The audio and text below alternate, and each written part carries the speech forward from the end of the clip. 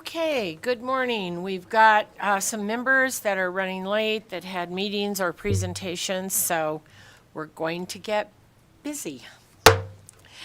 Good morning, everyone. I'll call the Joint Subcommittee on K-12 Higher Education, CIP, to order. Will the committee secretary please call the roll?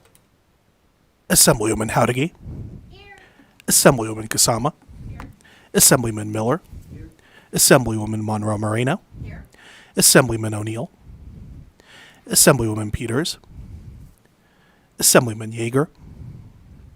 Senator Canizaro. Senator Neal. Senator Severs-Gansert. Senator Titus. Assemblywoman Backus. Chair Don Darrow Loop.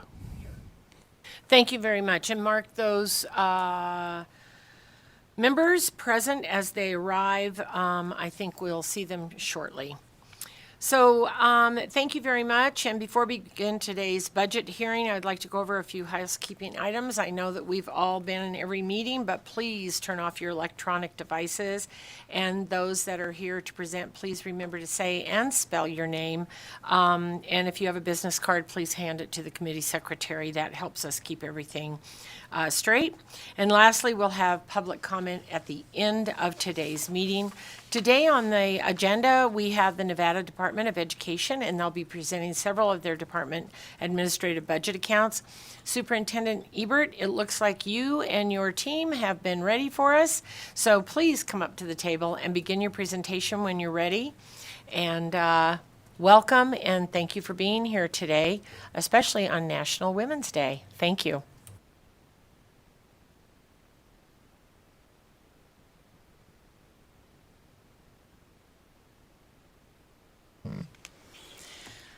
Good morning. It is wonderful to be here with all of you. Senator Don Darrow Loop for this morning. For the record, my name is Joan Ebert. I serve as the State Superintendent of Public Instruction. We are glad to be back here with you. Today we're presenting some of the budget recommendations, specifically the Office of the Superintendent, Career and Technical Education, our literacy programs, individuals with disabilities, assessment accountability, educator licensure, and our data management systems. As a brief refresher, the department is organized into three different areas, if you will, although we do not ever want to create silos within the work that we do. We have our educator effectiveness and family engagement division, which is currently led by interim Deputy Superintendent Craig Statuki. We have our Student Achievement Division. Pleased to announce that we have Interim Deputy Superintendent Christy McGill, and then also our Student Investment Division, which we have Deputy Superintendent Megan Peterson here at the table. So we will dive right in. Moving into the presentation, we'll first start with Budget Account 2673, the Office of the Superintendent. As we know, this budget account provides funding to support the superintendent administrating the various provisions of statute for which the state superintendent is responsible for. This includes collaboration with the State Board of Education and the Commission of School Funding, as well as our 17 school districts and the State Public Charter School Authority. Within the governor's executive budget, there will be 7 enhancements in addition to base and maintenance.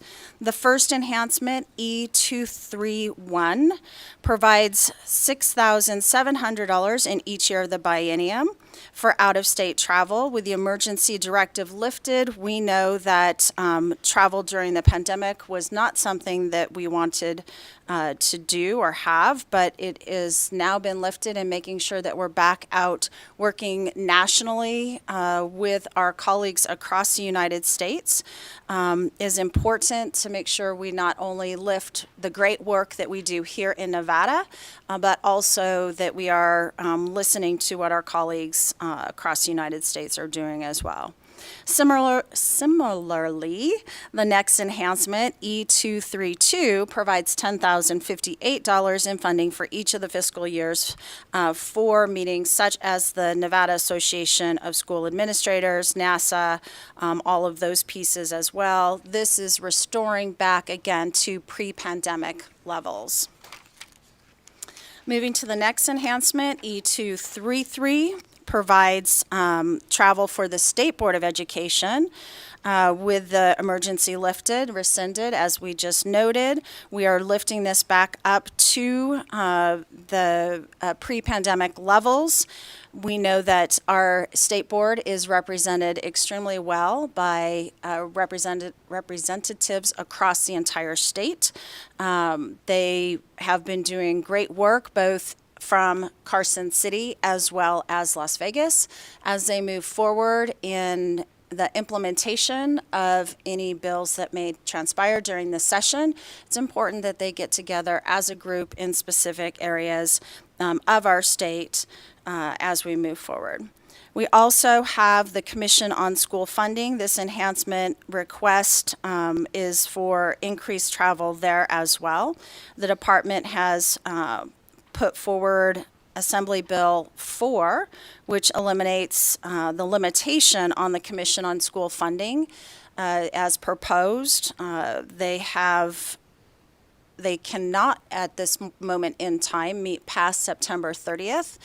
And as we have seen, even in this room, their work needs to continue. And so in alignment with that proposal, we have proposed $24,549 in each year. Enhancement E275 provides $500,000 in each year to support written translation services. We have not translated our documents, let me back up. Prior to the pandemic, we had not translated our documents. And it is critical with the diversity that we have and the mission that we have across our state to provide educational services for PK-12 to have our documents translated in at least the top 5 languages that we have in our state, at a minimum 2. We have a list of over 500 documents at this moment in time. We have used part of our ARP dollars, our ESSER dollars, to translate documents. To give you, insight into what document costs. During the pandemic, we had our Path Forward plan, which I wish I had the number. I apologize. I don't have the number of pages off the top of my head. But I do remember the cost. It was $8,000 to have the one document in regarding pandemic and how we were going to move forward in our state. The one document cost $8,000. Now, administratively, we have worked with purchasing, and hopefully those costs have dropped. Not hopefully, they have, because there's a negotiated agreement in place that everyone across the state can use. But again, with the amount of documents that we have, our website and everything else, we want to make sure that our work is accessible to our communities and those that we serve.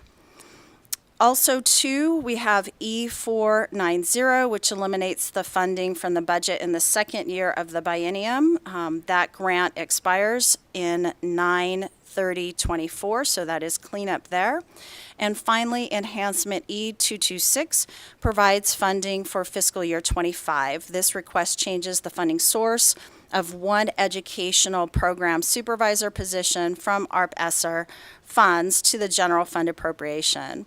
Although the period of performance for the ARP ESSER grant goes through September 30th, 2024, as we have just closed out the CARES dollars, we know that the amount of work once the grant period ends increases immensely.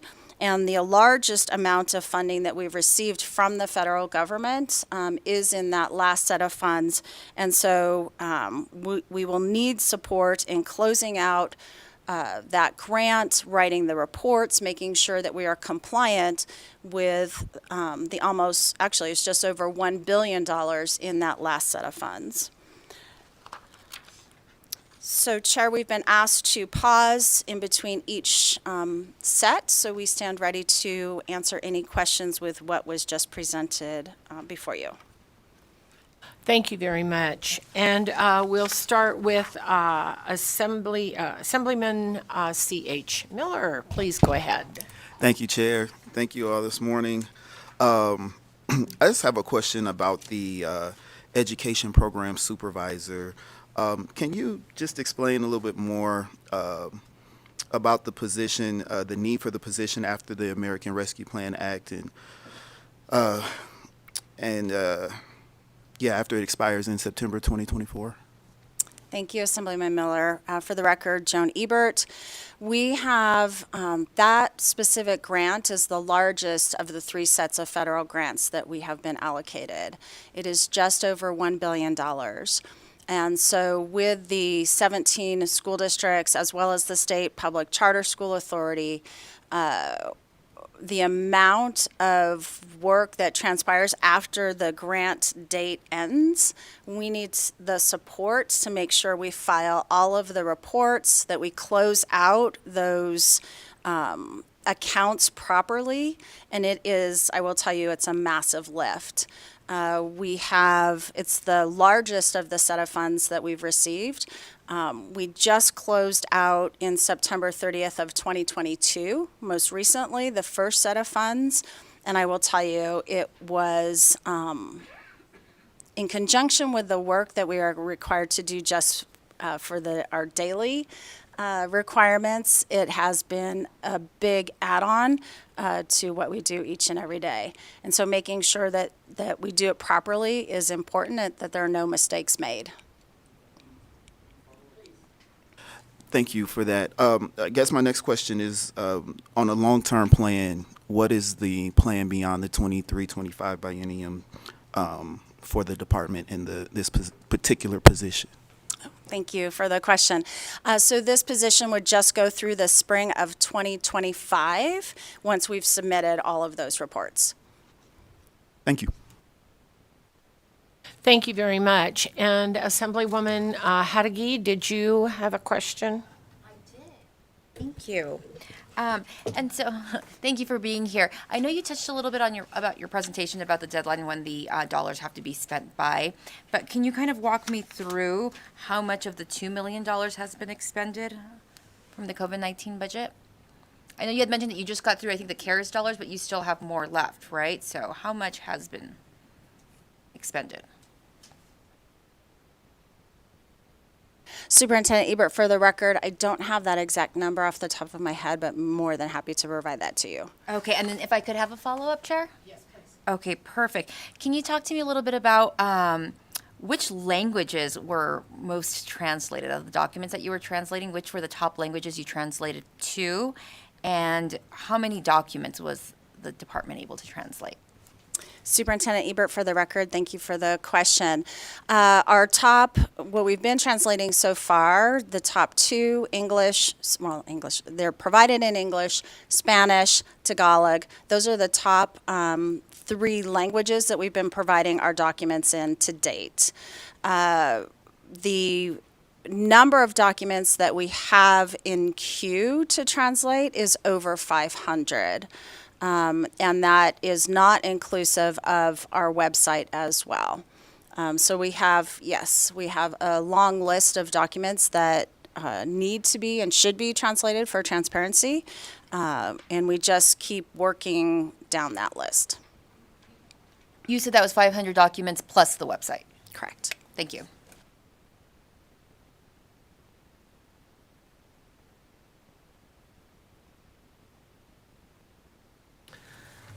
Okay.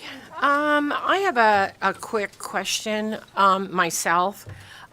What has necessitated the increase in the projected travel-related expenditures for the 23-25 biennium compared to the legislatively approved travel expenditures for the 21-23 biennium? Deputy Superintendent Megan Peterson, for the record. It's actually a variety of components that have contributed to that, most notably inflation in terms of costs of gasoline. Additionally, with the changing of some of the members within the boards and commissions, some of them actually live further than previous members. And so in addition to increased costs due to inflation, also increased costs due to mileage. Thank you. And would you move your microphone just a tad closer? Thank you. Thank you very much. Assemblywoman Hadigi, go ahead, please. Sorry, Chair. I just did want to follow up too, because I had just remembered, just as I was reading through my notes, that there's about 88 languages that you guys have identified that are spoken throughout, the schools across the state, right? So instead of translating 500 documents into 2 languages, have you guys thought about translating fewer documents into more languages?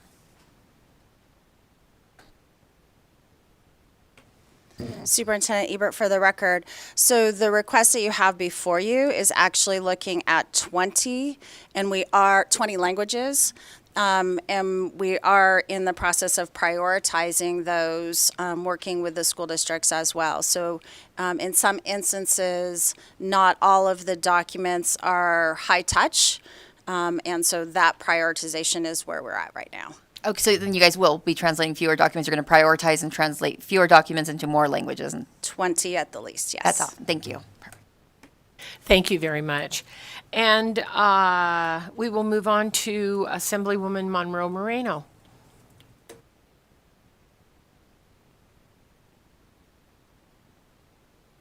Thank you, Madam Chair.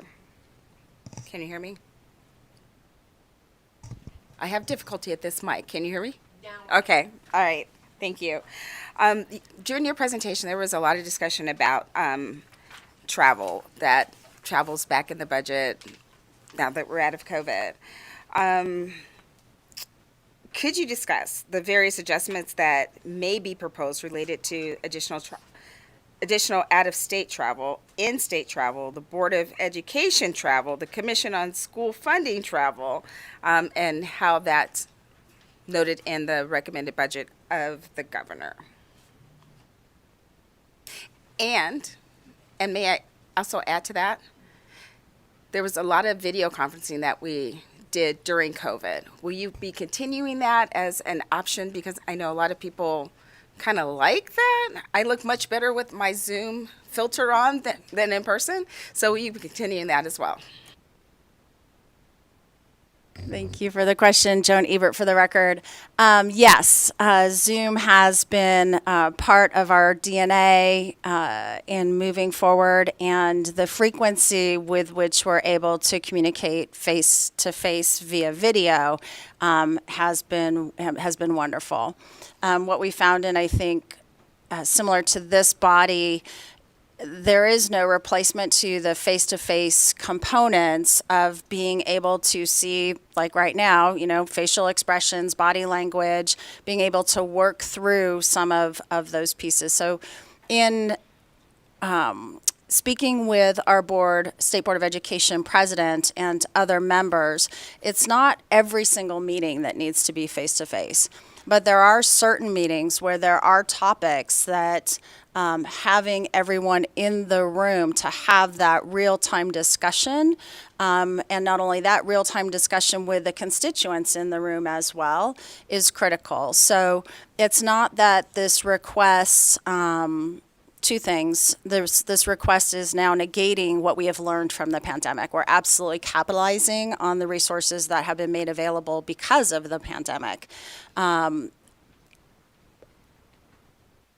And what I would add is that bringing some of these, like the State Board of Education budget, it was reduced during the pandemic because there was a pandemic, so we're just bringing it up to pre-pandemic levels. So it is not, I guess if we did a year over year, it's not a massive enhancement to, it's bringing it up to prior, as well as increase for inflation, and then the components of some of the members living farther distance than prior members. Follow up? Yes, please. Thank you, Madam Chair.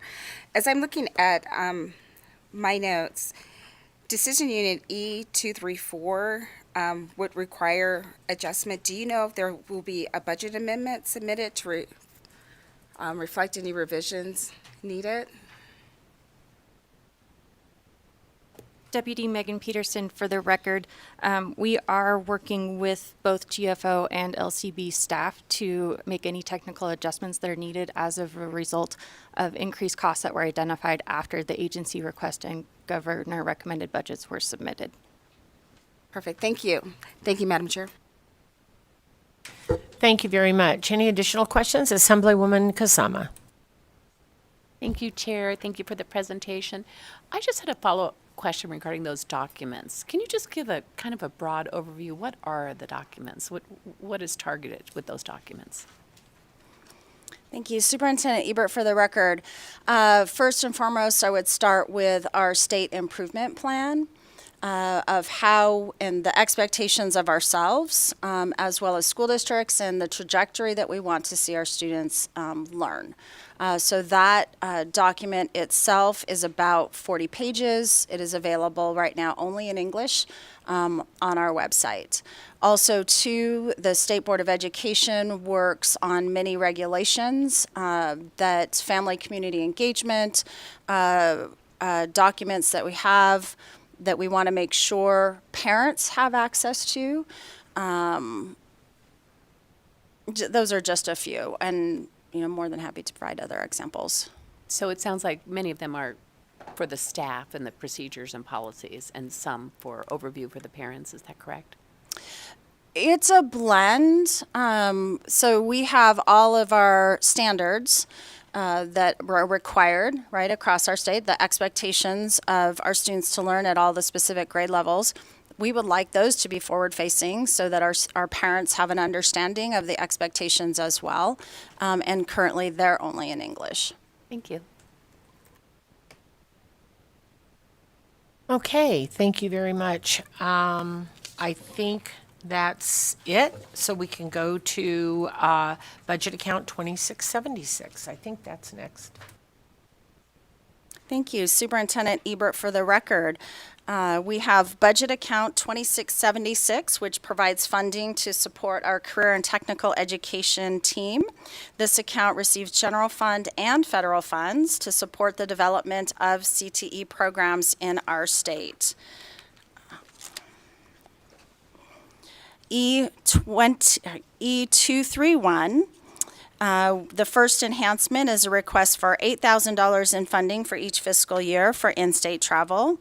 While much of the training and meetings has been transitioned, as noted through the prior conversation with virtual platforms, leaders and educators still need to be in person, visiting new programs and working with our partners across the state to make sure that they are implementing the best practices, that they're right on track with the expectations, that we have monitoring transitions in year 3, going from our 3-year program to our 2-year programs, and making sure that they remain in place.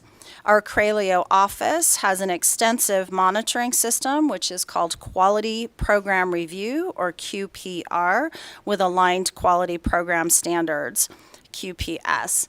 And as a side note, in this area, last night, with over 430 students, FCCLA, and they were actually talking about the quality programs that they have and holding themselves accountable in moving forward. The expansion of our career and technical education programs in Nevada has increased the number of locations we're very proud of, with deep hands-on technical support, stretching some of our LEAs as we move forward in our 5-year cycle of visits to the schools. E276, the second enhancement, provides for $8,400 in funding for each fiscal year for out-of-state travel. Again, participation in our national leadership training is key for our career and technical education state leaders as they stay abreast of national updates with our Perkins 5 funds and our programs, making sure that they're rigorous, relevant, timely, and aligned to industry standards and the workforce. With that, we stand to answer any questions in this account. Thank you very much. All right. First up, I believe we have Assemblyman Miller. Thank you again, Chair. So My question here is regarding the general fund appropriations in this budget. Can you confirm that they reflect what was approved by the 81st legislative session, the 21-23 biennium?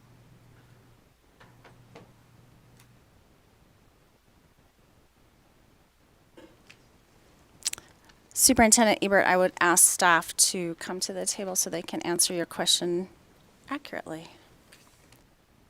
Good morning. For the record, my name is Celeste Arnold. I am the Administrative Services Officer 3 for Department Support for the Department of Education. Through the chair to Assemblyman Miller, can you restate your question? I'm not sure exactly what you're asking. Absolutely. Can you confirm that the total general fund appropriations in the budget reflect the amounts approved by, that they should reflect the amounts approved by the 81st legislative session? Yes, sir, they should. Okay, thank you. Can you also discuss any of the various adjustments that are being considered to achieve that funding level? Celeste Arnold for the record.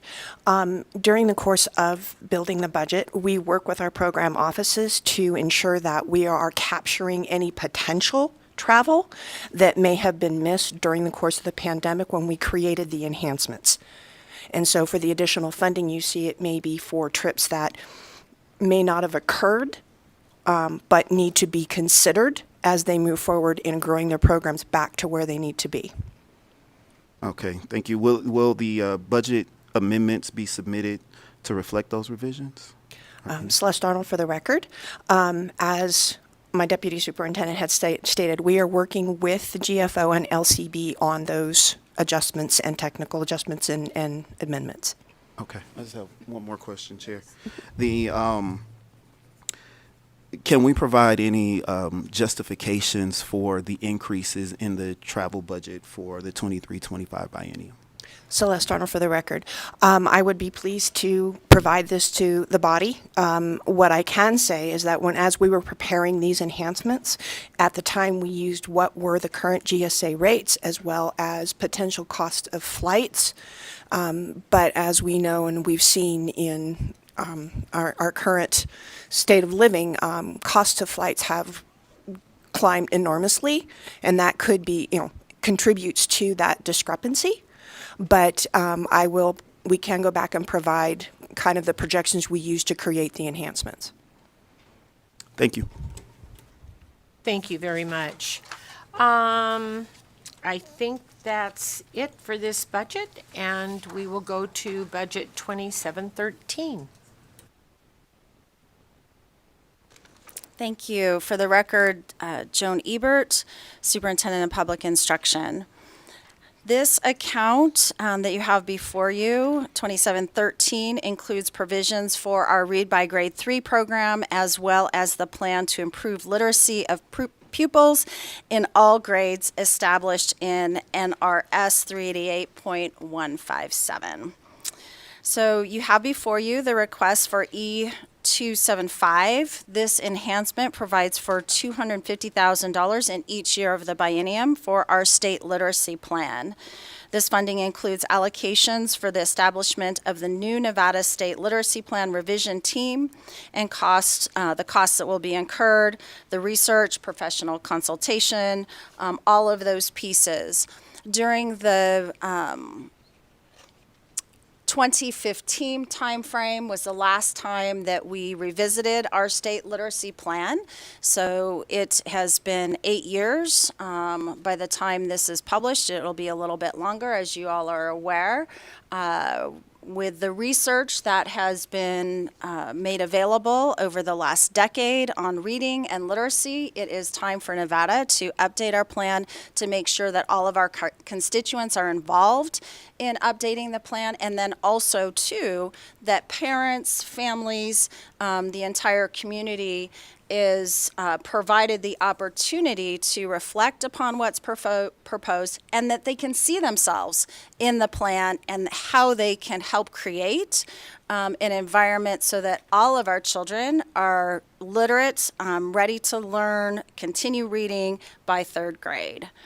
The next piece, E276, those enhancement provides for $50,000 each year of the biennium for the reading week. We just had, and thank you, I saw a lot of your social media as well, getting into our classrooms and reading to our students. Very much appreciated it, not only from the bottom of my heart, but I know the students as well appreciated the time that you took to be in our classrooms with them.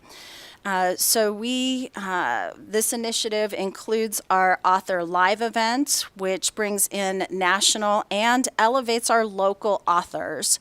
We bring in students across the state through virtual live events. These funds also help pay for the authors, the works, additional materials.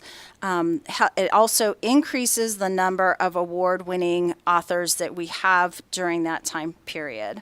Last week, more than 20,000 community members, students, parents, teachers were able to participate in our event, and we are very pleased with what has transpired there. We would like to elevate it and continue that work. So those are our requests for budget account 2713. Thank you. Thank you very much. All right, we will start with Senator Neal. Thank you, Madam Chair. So I want to dig a little bit deeper in. Can you please explain the work that's going to be completed by the Nevada State Literacy Plan Revision Team and the role of the department in that work? And I'm going to caveat this with something. So I was looking through the 2015 plan, and I'm trying to understand, like, what has actually, like, changed significantly? Because I saw a lot of statements about alignment. I saw statements about, the daily assessments and making sure that you're monitoring, making sure that you continue to do the 90-minute reading block. And so talk about what's the shift that you're seeing that's going to complement or make this work different. Thank you, Senator Neal. Joan Ebert for the record. So I want to be clear that we're not throwing the baby out with the bathwater. Those practices, few of which you highlighted, are best practices and will continue to be best practices. The implementation of the Read by Grade 3 program and the investment that was made at that time, the professional development that we provided for educators and bringing everyone up, and I've shared with I believe this body before, is the first time in the 2019 work for the national assessment that Nevada students were actually on par with the national average. Normally, we're below on many metrics, but we saw a return on investment that this body had made into reading by grade 3. Very intentional, very strategic. With that, we have seen, and you will have seen, and we are participating, and several of our school districts are moving with the science of reading. And there are certain practices that had been used in the past that we want to make sure level set, and that tier 1 instruction, what we expect all students to know and be able to do, is introduced consistently in our classrooms. What has happened, or potential to happen, and we have many new educators on top of it as well, right? So continuing the great work, but making sure that those, that our teachers that are entering the profession are on the same page as well, is not to jump right to a tier 2 intervention or tier 3. And I think during the pandemic, when students came back to the classroom, some of our instructional practices, we had seen our students so far behind, not having the face-to-face opportunities that they had, that making sure that we have a solid tier 1 instruction and that we move forward. So it's revisiting that plan, but not throwing out best practices that have worked, that have moved us forward as a state, and continue to move forward. follow up, Madam Chair? Yes, please.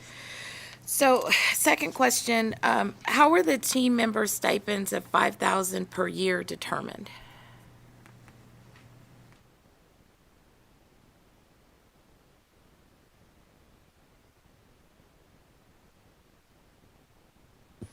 Good morning, Dave Brankamp for the record, the director of our Standards Instructional Support Office in which the Read by Grade 3 program exists. So the 5,000 on that is determined on the basis that these 17 folks will be working basically almost 18 months in that process to go through, and we want to make sure, as if you're looking at the side, we're looking for folks from each of the districts as well as the charter school and compensating them for their time outside of their work hours. So a lot of this would occur in the evenings or on the Saturday, so that they're reimbursed for that time that we're taking them away, not from the given classroom, because we don't want to make it worse than what we have in our sets. Madam Chair, follow up? So, that sounds great. I just want to try to understand a little bit more on that question. So, you're bringing in representatives from the district. Are these teachers? Is there going to be some site visits where we see best practices of an existing teacher in certain grade levels so that we can talk through, I think, the work that is being performed and whether or not the tiers are actually being implemented correctly? I think there's a lot to examine, right, when you talk about an update from 2015 to 23, number one, and then the impact of COVID. And I think I want to know more about what that looks like, right? So Dave Brankamp again for the record, the director of our Standards Instructional Support Office. So the initial set would be a call out from my office to our curriculum directors asking for potentially what in most of our districts right now have a district Read by Grade 3 specialist or lead. Not all of them do. So then some will have to, that's part of why we'll have to go to evenings and the weekend, but with that same intent. The Senator Neal on the idea of a visit, sort of how we've done, so what are the best practices if it was your classroom, so we could come see what that is, what does it look like, but also in the sense during COVID of how we've learned to incorporate distance learning, the hybrid model into that so that we can make sure that we have that noted in this plan as well.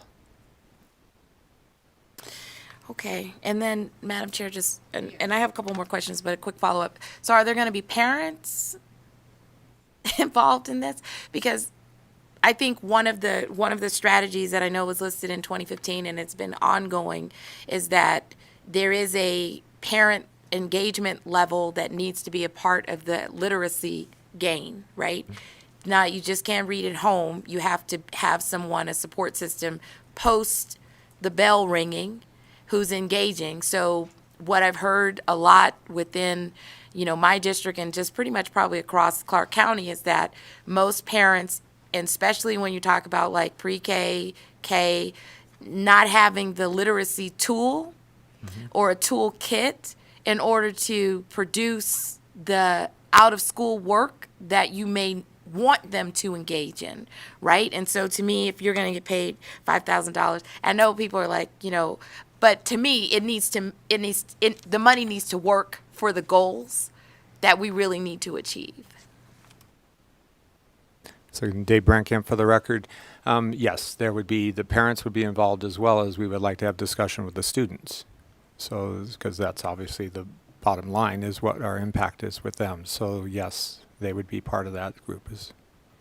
Okay, and then my last two questions are on the printing and publishing cost.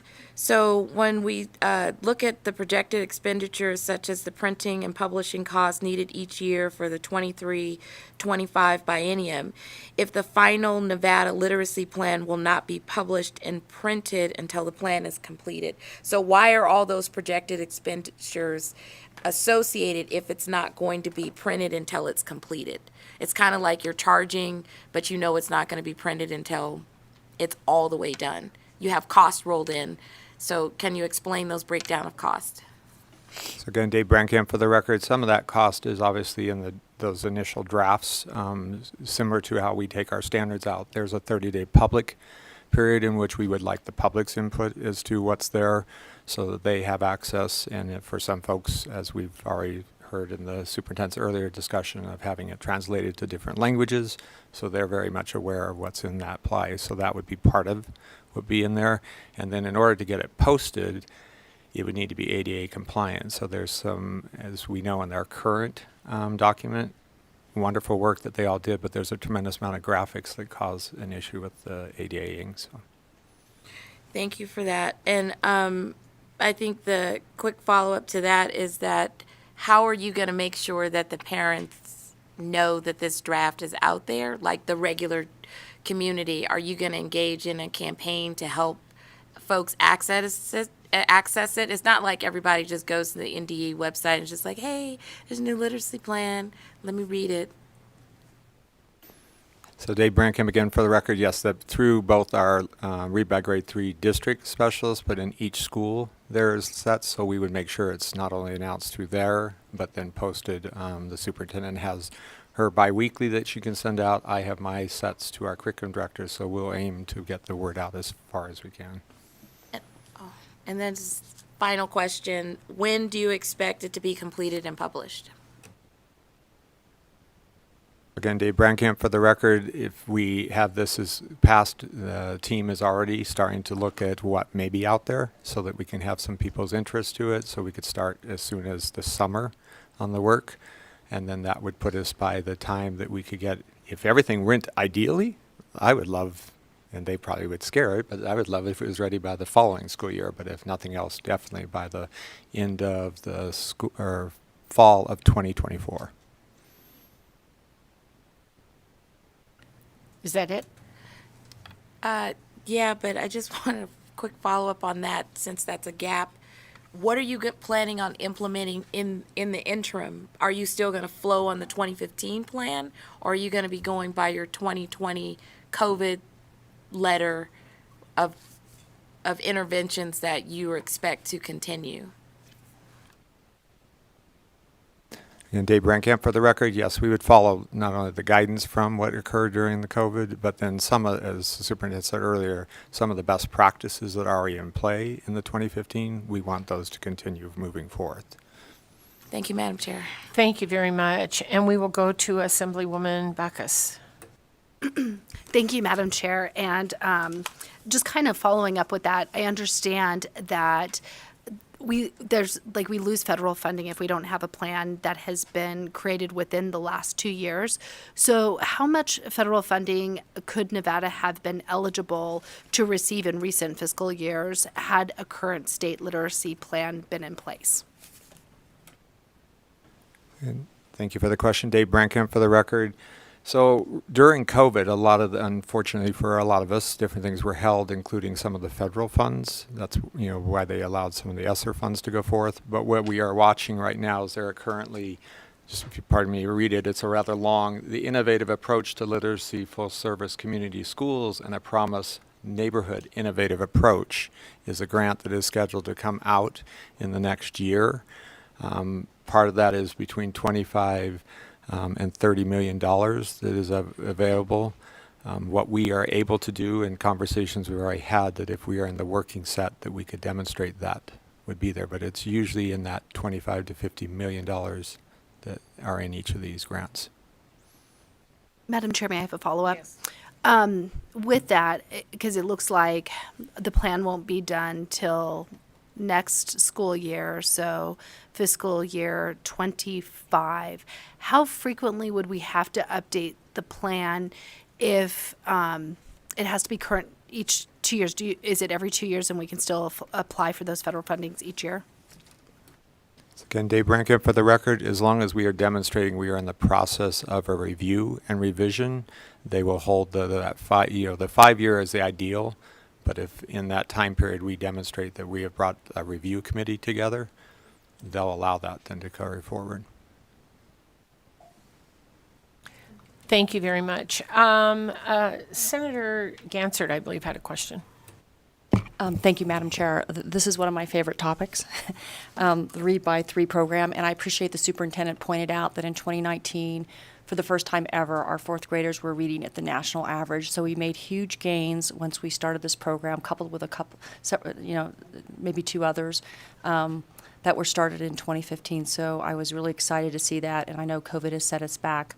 When I was looking at both the state of the state and then looking at the current plan, state plan for literacy, when you talk about pre-K, there's actually a quote in here.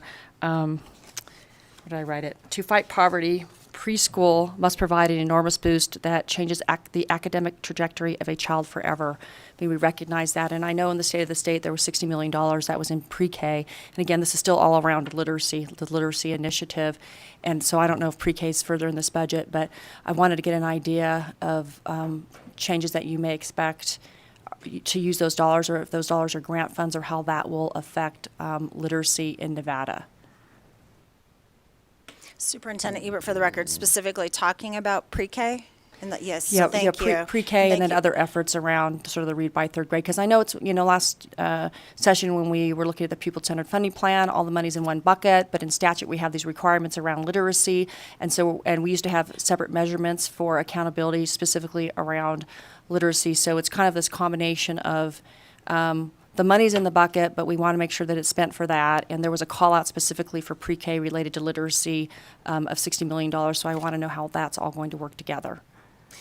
So for today's hearing specifically, pre-K is not one of the items that we're speaking to, but we will be. As a high-level overview in that budget request, we're looking to expand seats. We know that it is right around 10% of the eligible students that we're serving right now. So in the first fiscal year, it would be an additional 300 seats and then an additional 300 seats on top of that. So the end of the biennium, we would have added an additional 600 seats. We also received a federal grant for $30 million. We're very thankful there, which also supports making sure that we have high quality pre-K seats. So it's not just creating a seat, but it's making sure that it's of quality.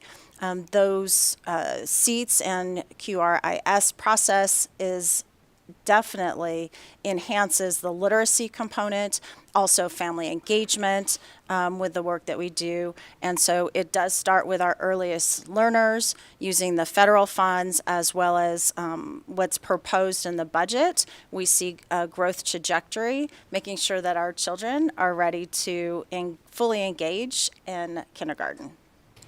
Thank you. And then there was a mention of parents' involvement, and I know not all children, 300 seats is an expansion, but it's really pretty small, 300 to 600. Those are very small numbers. And I know there's some programs for parents and engagement at home. Are we working on that as far as grants, or is there anything else that we're doing for those students who aren't able to fit in or aren't able to get one of those slots? So we work, Superintendent Ebert, for the record, we work collaboratively with our community partners as well. The team does a phenomenal job in braiding funds that have been made available by our community partners, federal funds, as well as state general funds. So that expansion that we are talking about, does it address all of the need in our state? Absolutely not. But we are very cognizant to make sure that we amplify every single opportunity and every single dollar that is provided, and that the students that we can support and families through those pieces are equipped for success. Yeah, I appreciate your answers. I just to point out again, to change the trajectory of education for our entire state, I think it starts with literacy. And if you were to look at the numbers in 2019 and the NAEP scores, the nation's report card is also what they call it, you would also see that math started to converge, and it didn't quite make it to the national average. So, emphasizing what we do in this area will actually lift all of our students. And every year that goes by, it's just really frustrating when we have high rates of lack of literacy. And I have a number of 114,000. I think last session, maybe there were 114,000 students out of roughly 450,000 students that weren't reading at grade level in the state of Nevada. and those are numbers we need to improve, and it starts really early. So thank you for your efforts and everything that you're doing, and any support that you need. We want to help. Thank you. Thank you very much. And we'll go to Assemblywoman Peters. Thank you, Madam Chair. I'm curious about whether there are or historically have been any school districts or charter schools that have not historically participated in the Nevada Reading Week events. And if there are those that have not participated, does the current budget proposal provide sufficient resources to ensure that all districts and charter schools can participate in Reading Week? Dave Brankamp for the record, Peters. Most of the districts do. In the report, that what we find is it allows, and you see in that set for the reading week, is that we're asking for that Zoom part of that license so that they can all have access. That's in a safe setting, so that then the authors can see them. And having just walked through with that this year, what we want to do is expand it so obviously more students can get in, because then those licenses allow us to open the doors to more. Some authors are extremely popular, so then they, unfortunately, when it hits a limit, that's where we would run into that issue. So in summary, historically, not everyone has participated. The intention is to expand participation so everyone can participate, but there will continue to be limitations based on interest in specific authors and availability of time in the schools. So Dave Brankamp again for the record. I will give credit to our teachers, do a great job of trying to open the set. It's often, unfortunately, sometimes a technology issue that will keep them from that. It's not that they're not interested, they would like to do that. Because those are a virtual set. And then as Superintendent said, many of you and different folks get to the classroom, those are very successful. This just allows a broader base, so an author could come from New York, for example. Roland Matthews the other day was on to numerous schools all over the state at one time. So the technology issues are not based on resource limitations. Those are based on just the hiccups that we experience in technology. Again, Dave Brankamp for the record, sometimes of that, sometimes just the capacity of the license that's there. So that's why we're trying to expand that out so we have more licenses to offer more options. Okay, I'm sorry, Madam Chair. Just to get to my question, though, does what the request include expand those resources to accommodate all educators in schools? I feel like we're kind of going around in circles on this, and I just want to know that what the request is includes the opportunity for every school district and every charter school to participate. It's Dave Brankamp for the record, yes. Thank you very much. And I'm going to ask about travel support for librarians and educators being awarded that piece that's prior to the funding for the travel costs for them for the conference that we discussed for Nevada Reading Week. And I was wondering if how do you anticipate that travel support, and would a librarian or educator, as the former both, who have been awarded travel support in the prior year be eligible for travel support in the following year? So can they do it more than once, or do they only have a one-shot piece? I know our librarians are certificated differently throughout the state, so I was just curious about that. So again, Dave Brankamp for the record, and you saw in the expense there of $3,000. It's only for those 10 to go through. So we would keep obviously an application set run through so that we can make sure that they are covering the breadth of our state, so that we can get some diversity as far as to where those folks can come from, as well as then to answer your other part. If you, for example, I had gone this year, but there's so many for the next, we would like to try to expand that out so other librarians could come, so it doesn't just become Dave Brankamp's show. So, thank you. And as a former elementary school librarian, I know how important they are. So thank you very much. All right, I think that's it for the questions, and so we will go on to budget account 2715. Deputy Superintendent Megan Peterson for the record. Moving to budget account 2715, this budget account is the main account where we receive the federal funds for Individuals with Disabilities Education Act. We also do have funds in this account, though, to provide funding for programs like Gifted and Talented Education, as well as our Nevada Youth Community Project. Within this account, we have an enhancement E275 for an education program professional. This request will fund one employee to manage all aspects related to the Every Student Succeeds Act tribal consultation process. This system is designed to facilitate meaningful consultation between tribal entities and their local education agencies and evaluate the implementation process with an emphasis on improved relationships between the tribes and our local education agencies. Functional outcomes for students and compliance with as well as functional outcomes for students and compliance with the Every Student Succeeds Act regulatory compliance. Additionally, in E231, we have an education program professional that would be federally funded. This position will ensure that our Office of Inclusive Education meets the requirements to monitor compliance of our LEAs with the Individuals with Disabilities Education Act. And with that, we are available for questions within this account.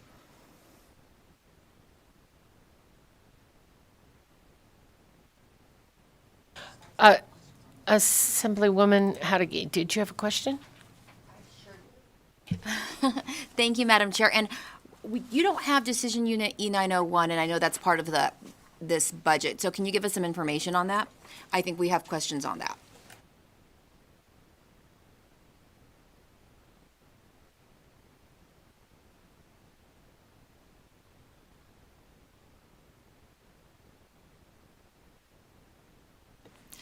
Megan Peterson for the record. I believe you're referring to the transfer from budget account 2712 to 2715.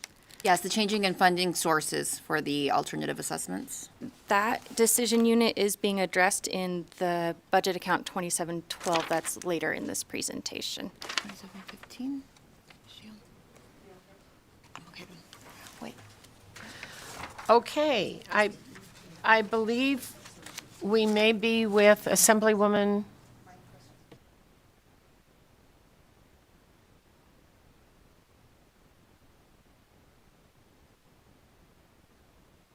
Assemblywoman Bacchus. Thank you, Madam Chair. So my questions will pertain to E275, the tribal, the liaison between the tribal organizations and the local education agencies. So please indicate how this position will ensure the consultation process is handled consistently and uniformly among the local educational agencies and the tribal organizations. Superintendent Ebert, for the record, this position is specifically outlined in federal law. And so when we look across the state and to date, and especially amplified, I would say, over the last 18 months, we've had a lot more interaction with our school districts and also with our tribal entities. And so, I mean, bottom line is we need to do a better job, and this position will help do that. The communication needs to be more clear, consistent, and ensuring that school districts are working collaboratively and providing the technical assistance that is unique to the tribes. Thank you for that. And Madam Chair, can I have a couple follow-up questions? What other states, if you know, have designated state personnel who assist local education agencies and tribal organizations to navigate the tribal consultation process outlined in the Every Student Succeed Act? And then how do those states usually fund their positions?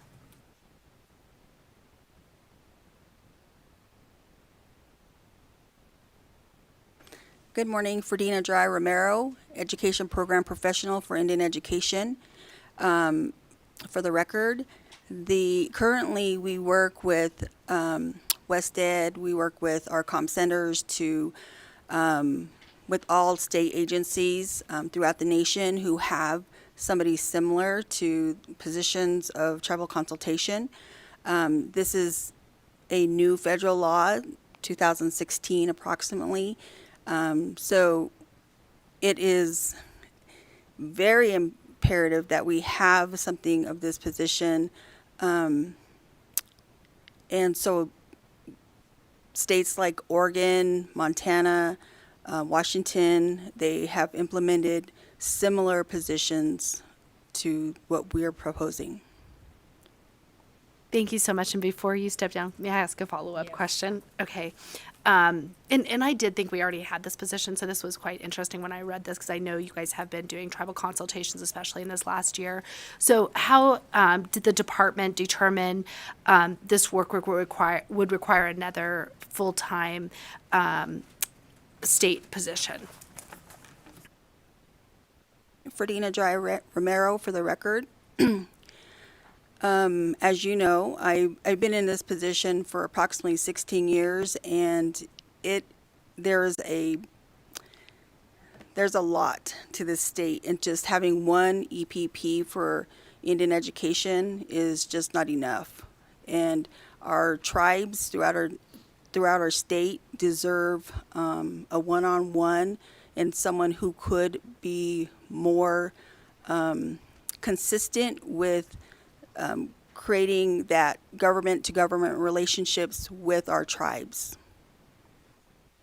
Thank you so much. I appreciate that. Thank you very much. All right, we will go on to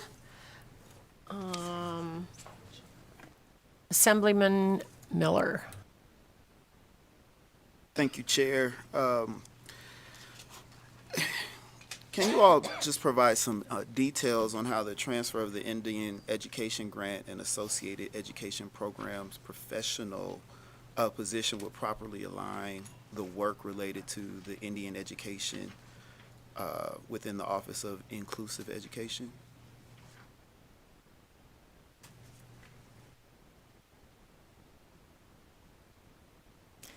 Megan Peterson, for the record. My apologies. Could you state the question again? Can you just provide some details on how the transfer of the Indian Education Grant and the associated education programs professional position would properly align the work related to Indian education within the Office of Inclusive Education? Thank you for restating that. Megan Peterson, for the record. Recently, we did restructure our what was previously known as Office of Special Education to the Office of Inclusive Education, and in part to centralize more of those programs that are unique to specific individuals, and that included the Indian Education Grant along with our gifted and talented students within the Special Education Office. And so that's where we came with the Office of Inclusive Education. So by moving that grant in this position to this budget account, that completes that alignment. So that way they are all under one director. Thank you. Thank you very much. Senator Neal.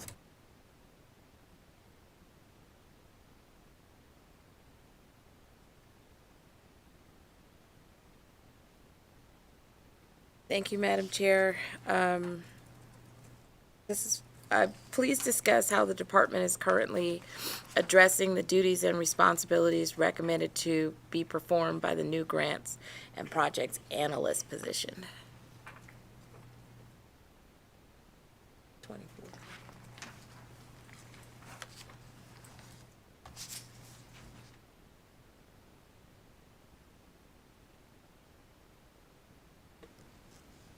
Megan Peterson, for the record, that position was not moved forward and is not part of the recommended budget.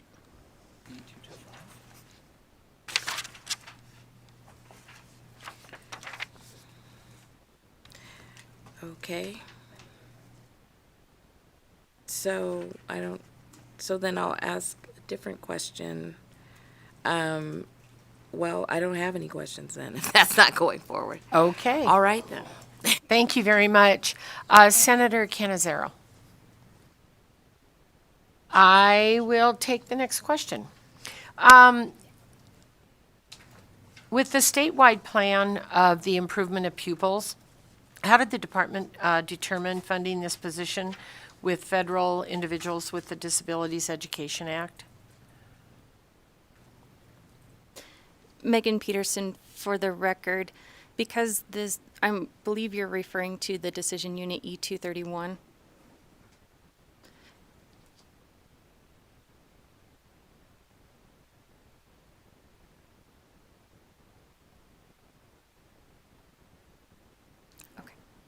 That's correct. I just had to look back. Thank you. Megan Peterson, for the record. Because this work is specifically related to the Individuals with Disabilities Education Act subrecipients, it was appropriate to fund this with the grant that provides those services. Thank you very much. Assemblywoman Peters, did you have a question? Thank you, Madam Chair. Can you tell us about the potential risk we face regarding the funding or for the, I'm sorry, I guess it's just the Disabilities Education Act requirements. Oh yes, and funding. If the new education program's professional position is not approved, like at what risk do we potentially undertake? Megan Peterson, for the record. The prompt for this position is to be more proactive in working with our local education agencies. Currently, we're in more of a reactive stage, and so in an effort to be proactive and provide more technical assistance up front to ensure that our local education agencies can be more successful and responsive, this position would help provide the technical assistance to bring them from, as I mentioned, reactive to proactive and being ready to provide rather than responding to. May I have a follow-up? Please. So we're not currently at risk without that position. The position is to become more proactive, but it does not funding the position doesn't put us necessarily at risk for not being in compliance. Superintendent Ebert, for the record. So the State Department not main function, there's two main functions: to support school districts and to follow the law, federal and state, right? Compliance is part of our work. It is not a pleasure when we have to put school districts under a corrective action plan. There are school districts in special education that are required to provide services to our special education students that are not. And so we currently have school districts under corrective action plans. We need to make sure that they get out of that status, and then also on top of that, make sure that they don't enter that status into the future. So this position helps level that playing field, make sure that the state is offering those services ahead of time so we don't end up in corrective action planning and thereby increasing resources required to elevate our requirements. We just stay at an elevated level meeting these criteria. Superintendent Ebert, for the record, yes. Thank you very much. And we'll go to Assemblywoman Monroe Moreno. Thank you, Madam Chair. I'd like to go back to a question that was posed by Senator Neal on E225, the one grants and projects analyst position. It is part of the governor's recommended budget, and you're saying that that position is not going forward. Could you clarify that? Megan Peterson, for the record, in consultation with the Governor's Finance Office, we have identified that that is a position that we are not able to support, and so it is being recommended for removal as part of a budget enhancement. Well, thank you. That's news to us. So, kind of an important position. Who will handle those duties that were associated with that role?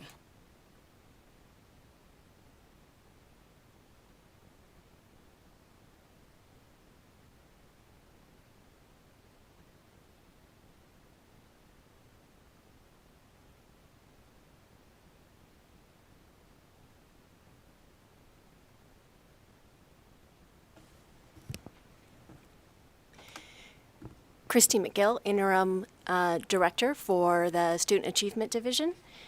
And for that role, our office right now is going through a improvement, looking at best practices, what they need to really move the districts forward.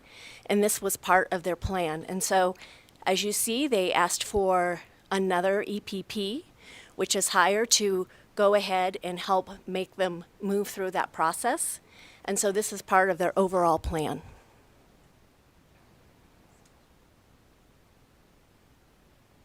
So by not moving forward with this position, there wouldn't be an impact to the department's ability to fully implement the statewide plan for the improvement of pupils.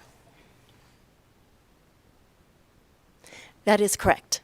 Christy McGill for the record. Okay.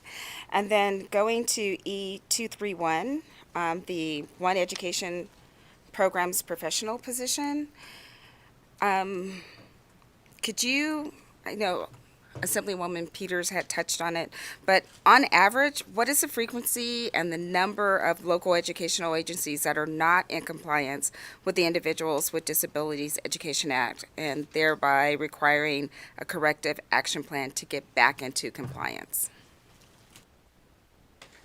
Superintendent Ebert, for the record, we currently have 3 corrective action plans with school districts. Madam Chair, one last question. Please, go ahead. Thank you. Okay, and so in our notes, it's indicated that you're in the process of transitioning your monitoring system to a results-based accountability model. How would this transition help to reduce the number of instances of non-compliance? And how does the department foresee this transition improving the ability to properly implement the Individuals with Disabilities Education Act? Christy McGill for the record. So moving towards a result-based process is looking at progress monitoring throughout the process so that we can identify issues earlier and to address them earlier so they don't move into corrective action plans. So it includes progress monitoring, working with the districts to discover what are those indicators we can progress monitor together. So if we need to shift and to do a better job of meeting the needs of students, we can do that earlier and quicker. Follow up? Thank you. So you said there's 3 that are currently in compliance. Are there any on the bubble of being not in compliance? Superintendent Ebert, for the record, so as we go out into the school districts and do the review, it is a continuous cycle, as Interim Deputy Superintendent McGill had noted. So yes, there are more school districts that may have corrective action plans issued within the next few months. Thank you, Madam Chair. Thank you. Thank you very much. And with that, we will move on to budget account 2697.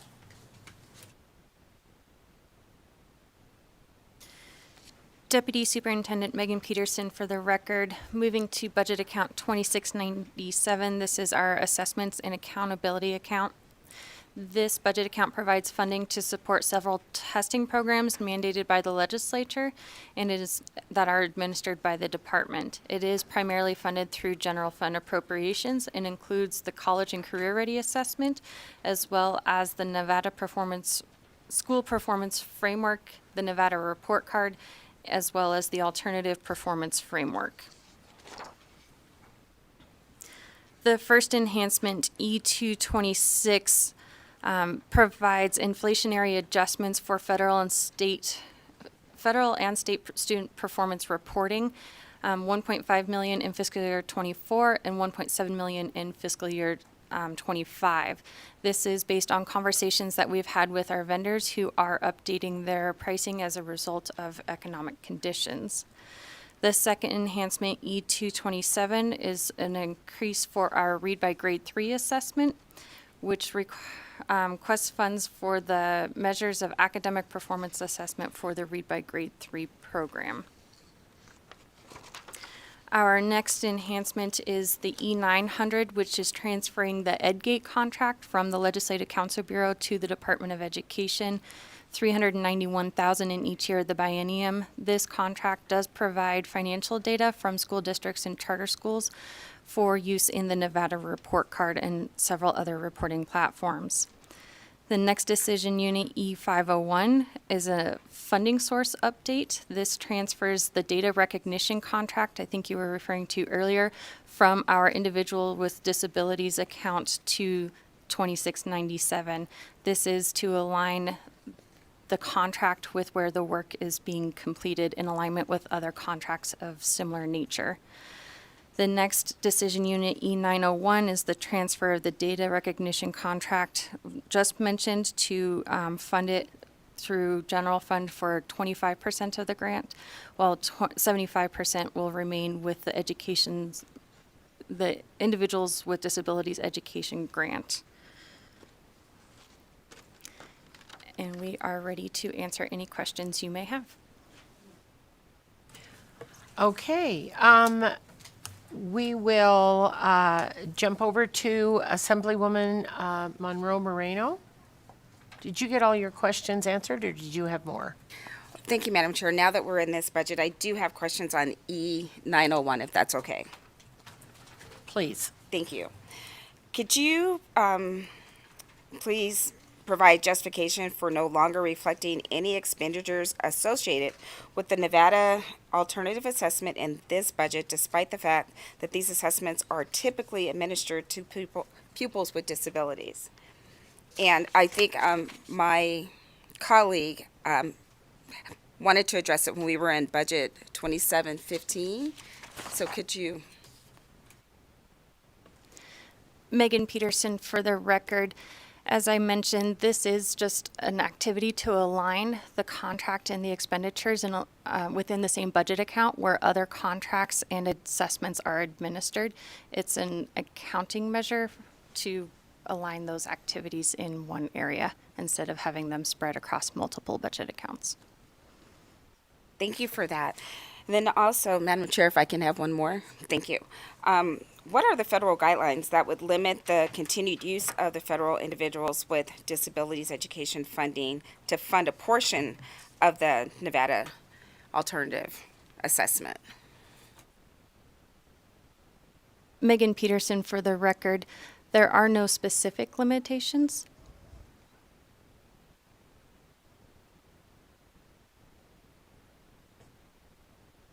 Okay. There's no specific limitations, but are there any? I mean, can you expand upon that at all? You said there's no specific limitations.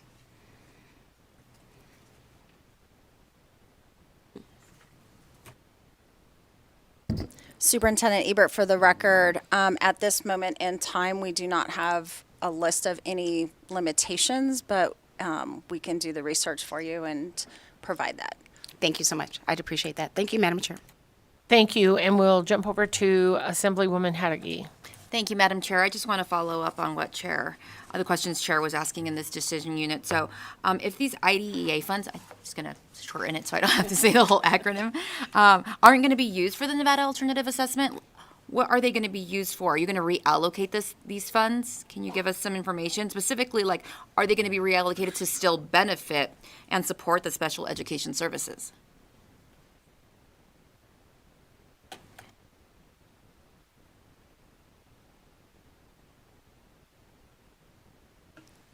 Good morning. Peter Zutz for the record, Administrator over Assessment Data and Accountability Management at the Department of Education.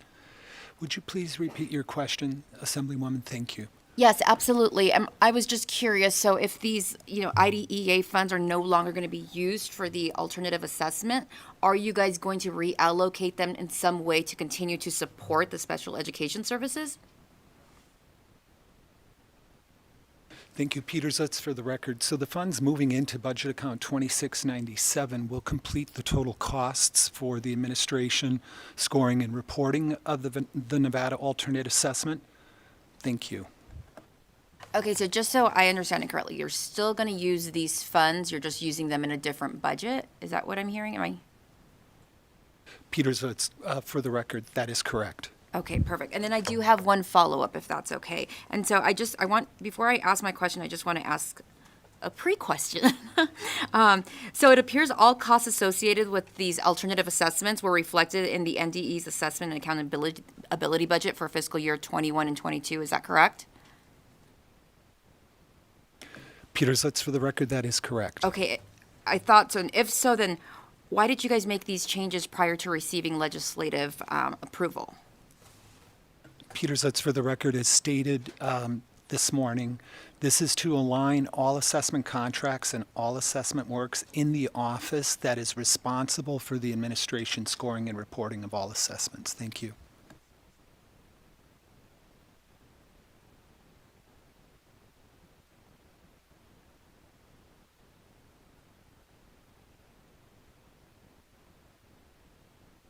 But it's my understanding that you do need legislative approval to make those moves, and I think they were done without legislative approval, right? So like the transition to not use these federal funds and use general funds.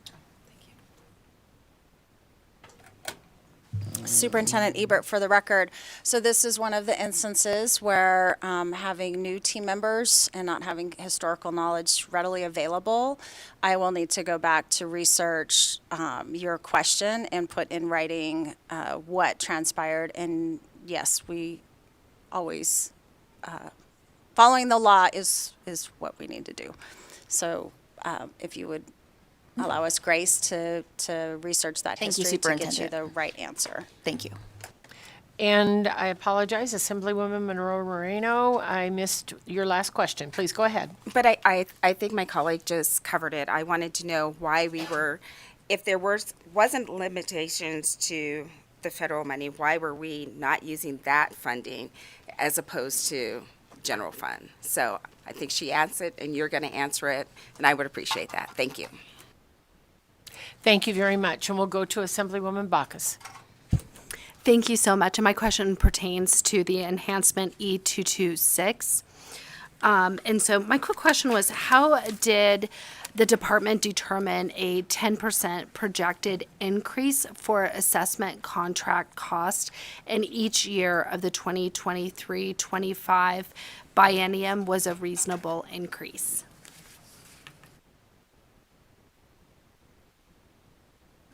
Thank you, Peters. That's for the record. Thank you for that question.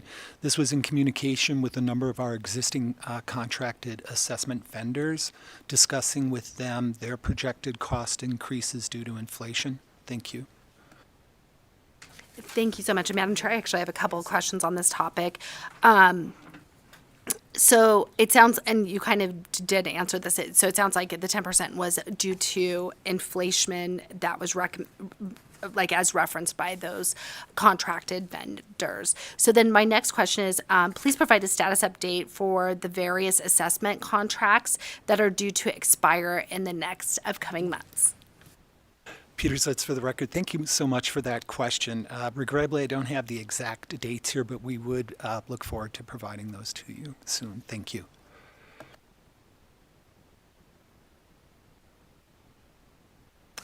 And then last but not least, thank you for that. And on that one, I guess if you could also provide a status, or if they're just like the dates that they expire, that'd be great. And my next question is, since the department's former assessment vendor Measured Progress had numerous issues providing services to the department, what lessons were learned from that experience that will guide the department when selecting the next assessment vendor? And maybe I'm assuming that you're going to pick a different vendor. Peters, that's for the record. Thank you so much. Just like to go on record and state that Measured Progress has not been involved in any state assessments since 2015. At that time, there was a statewide testing irregularity declared by then Governor Sandoval. Thank you. We appreciate that. Thank you. So I had a question, but maybe I'm not sure.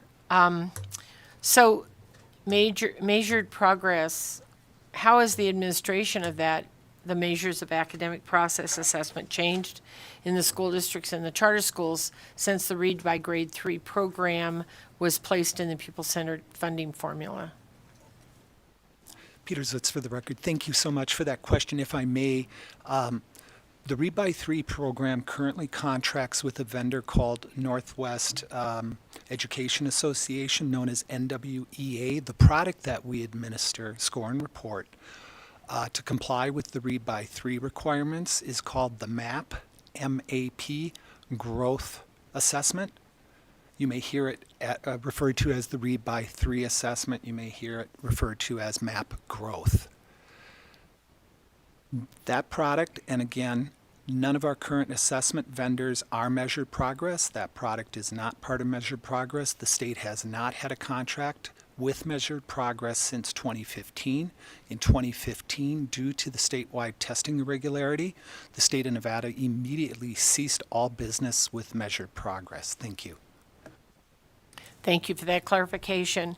Assemblyman Yeager, did you have questions? Thank you so much, Madam Chair, and thank you for being here. I had some questions about the elimination of end-of-course exams. And I know there's been a kind of a long history with this, and those exams were originally suspended, I believe, during the special session when we had to cut budgets, and then we had a governor's executive order. But back, IFC did approve back in August of 2022, which was last year, $1.3 million in ARPA funds to be able to administer those end-of-course exams for this coming school year.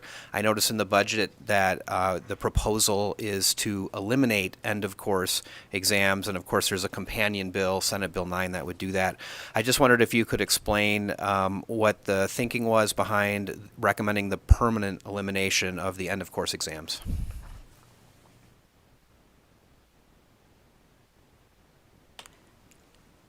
Superintendent Ebert, for the record, thank you for the question, Speaker.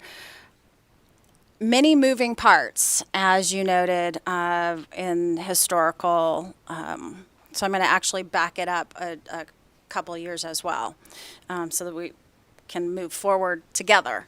That being said, as a state, we used to have proficiency exams, and so every student in our state was required to pass proficiency exams to earn a high school diploma. We moved from proficiency exams to end-of-course exams because proficiency exams were administered at the 10th grade and covered content prior to the 10th grade. What we wanted to do as a state is to move away from the general pieces of the proficiency exam to actually looking at ELA and mathematics directed by the legislature to the state board to implement end-of-course exams. The State Board of Education made the determination to have 4 that were inclusive of algebra, if you will, mathematics, a freshman level course, and some of our school districts are called a Math 1 course. So the traditional 9th grade math course, and then traditional 10th grade math course as well. Complementary to that was also a 9th grade English 1, if you will, and then 10th grade English 2. As those were rolling out, the federal government came into, in December of 2015, the president signed into law the Every Student Succeeds Act, and the college and career ready assessment was required by every single state. So we had in place moving forward, shifting from our proficiency exam to end of course exam, and here comes the federal government saying that you must have a college and career ready assessment. So we as a state made the determination that we would use for our students the ACT as the college and career ready assessment.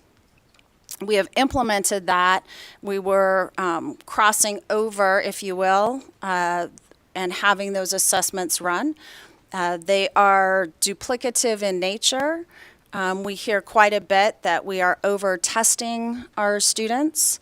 And so during the 81st session in Senate Bill 76, there was the request to remove the end of course at that time. So in 2021, that bill did not pass. We had removed the funding to save the state funds, removed the funding for that, but yet the bill did not pass, so we were required to administer the assessments. It is still and thank you for approving in August of 2022. We are currently administering the end of course assessments without general funds. And so that's why we needed to go to the federal funds. We currently have a bill, Senate Bill 9, that we are moving forward, again, requesting removal of the end of course exams. And we will have, to cover all bases, request to add those funds back in to run that assessment because they are currently not in the department's budget. So we may be bringing forward an enhancement if that bill does not pass.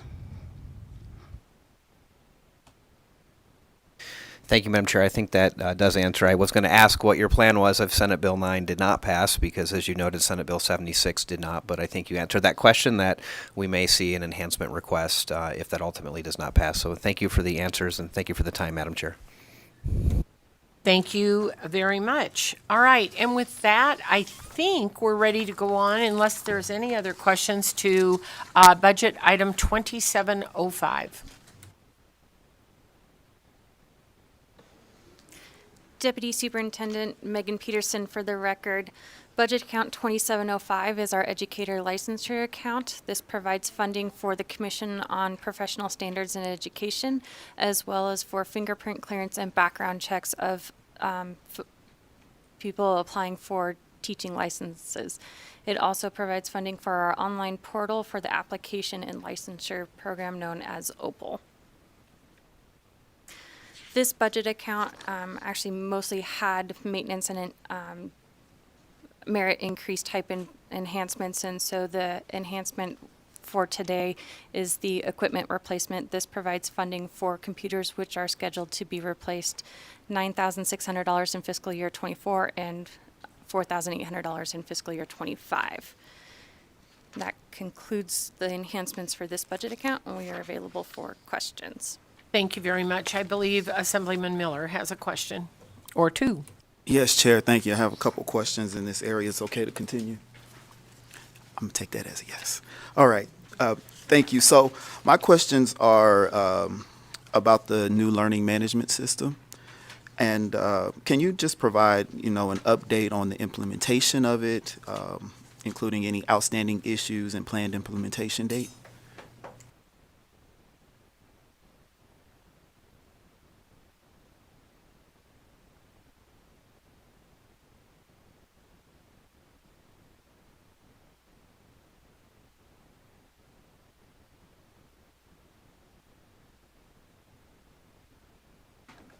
Good morning. Can you give me just 1 second to pull up the answer for you?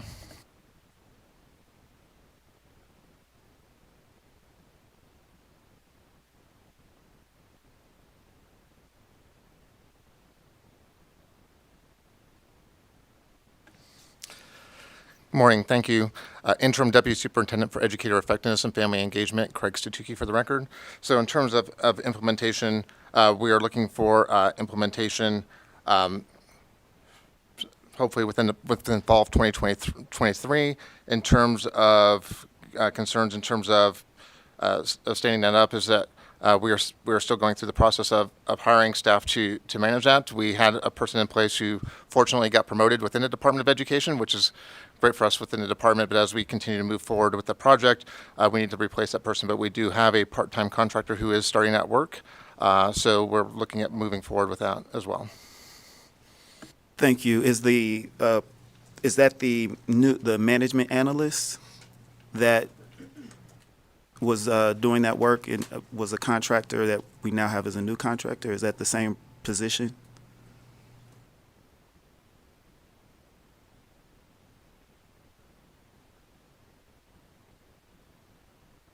So the original position was a contractor who's now been promoted. So we're looking to fill that position now. With another contractor? That is correct. Sorry, Interim Deputy Superintendent Craig Statuki for the record. Okay, so a quick question there. So that position has only been filled by a contractor, not actually a hired position? Megan Peterson, for the record. As we all are familiar with, there is a struggle with our hiring, and so we have recruited multiple times for that management analyst position that was approved at IFC, and we have been unsuccessful filling it. And so we have been within the COVID relief funds, we had funds available set aside for a contract position to also assist in this program, and that is where we have found the support to date. Okay, thank you. So the issue to hiring someone, is it based on the pay rate? Is there more that's needed? What's needed to actually get the position filled by? Megan Peterson, for the record, the largest struggle has seemed to have been related to salary. As we go through recruitments frequently, despite the number of people who may apply, by the time that we are able to reach out to them and schedule interviews, either they have already accepted another position, or once they do interview and they learn the salary and the requirements, they do move on to other opportunities. So salary does seem to be a strong issue. Okay, thank you. Just a couple more questions, if that's okay, Chair. Thank you. So, back to the actual learning management system. So, as I understand, there are costs involved, obviously, with maintenance, ongoing management costs, right, to the system, but they're not included in the executive budget. Could you explain why?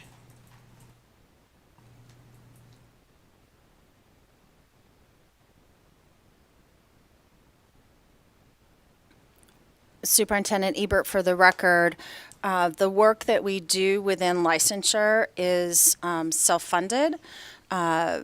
When those funds are available, that's where those continuing the maintenance for those contracts will be out of those funds, if approved. And so those funds are, how are they acquired? It's self-funded, so how are the funds accumulated?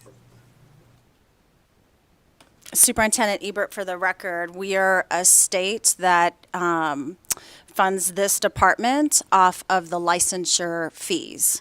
So the fees that we collect for licensing fund all those positions. The legislature approves, obviously, the expenditures of those funds, and Megan Peterson would like to interject.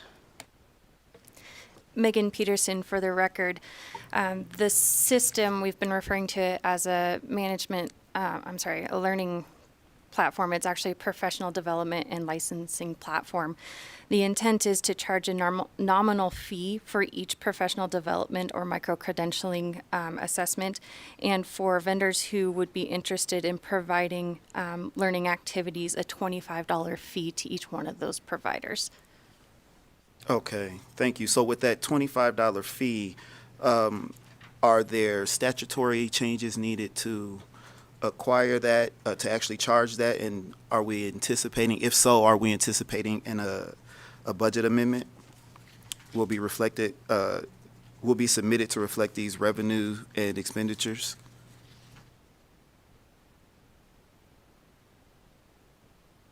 Yeah, Superintendent Ebert, for the record, so all of these funds and fees that are charged go through the Commission on Professional Standards for approval.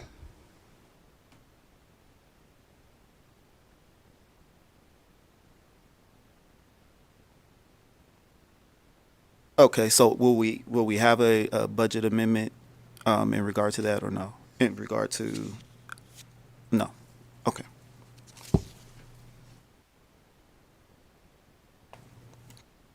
Thank you.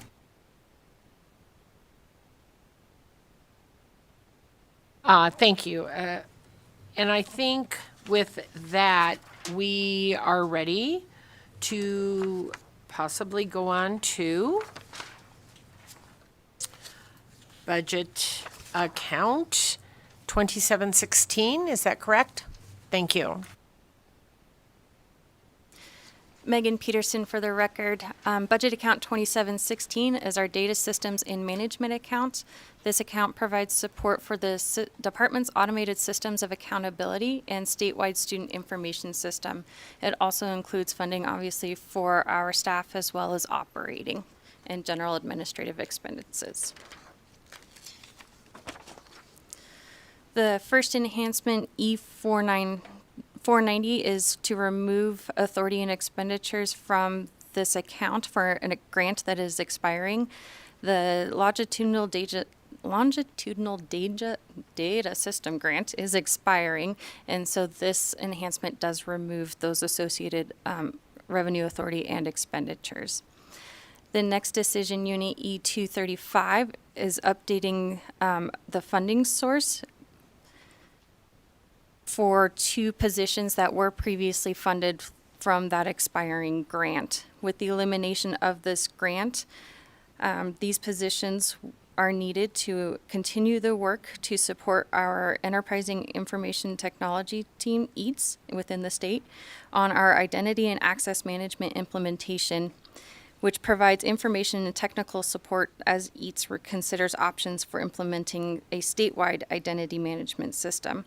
In addition to these duties, the positions will continue work to identify existing systems that can be migrated to the Azure cloud and deprovisioning on-premises infrastructure to reduce and eventually eliminate the department's need to purchase, maintain, update, and replace the hardware necessary to perform the current and future business processes that were associated with this.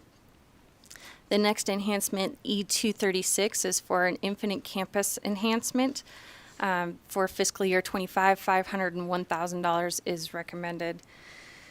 This enhancement provides funding for the Department of Education purchased several statewide premium products to enhance the Infinite Campus system. These investments were made with ESSER funds originally, which is why you see the enhancement only for fiscal year 25. These enhancements enhance capabilities for our districts to engage in digital learning with students. The campus learning component product is a learning management system that also integrates with other third-party learning management systems and what's called the campus analytic product. These are used statewide by all schools and charter schools. The campus learning system provides districts with a learning management system that improves communications between teachers and students, allows teachers to create quick assignments and import educational content, quickly identifying students in need of help, and share lesson plans and assignments across the districts and charter schools, which allow to monitor and participate in online discussions with students. The campus analytic product is also dependent on the use of campus analytics, so this is considered as one enhancement. And with that, we are available for questions. Thank you very much, and I'll go to Senator Canizaro. Thank you, Madam Chair. And I've got some questions on the Infinite Campus enhancement E236. So there were premium products that were added and included in the Infinite Campus for campus analytics and campus learning. So can you talk to us a little bit about the functionality and features of those 2 premium products as it relates to the Infinite Campus enhancement?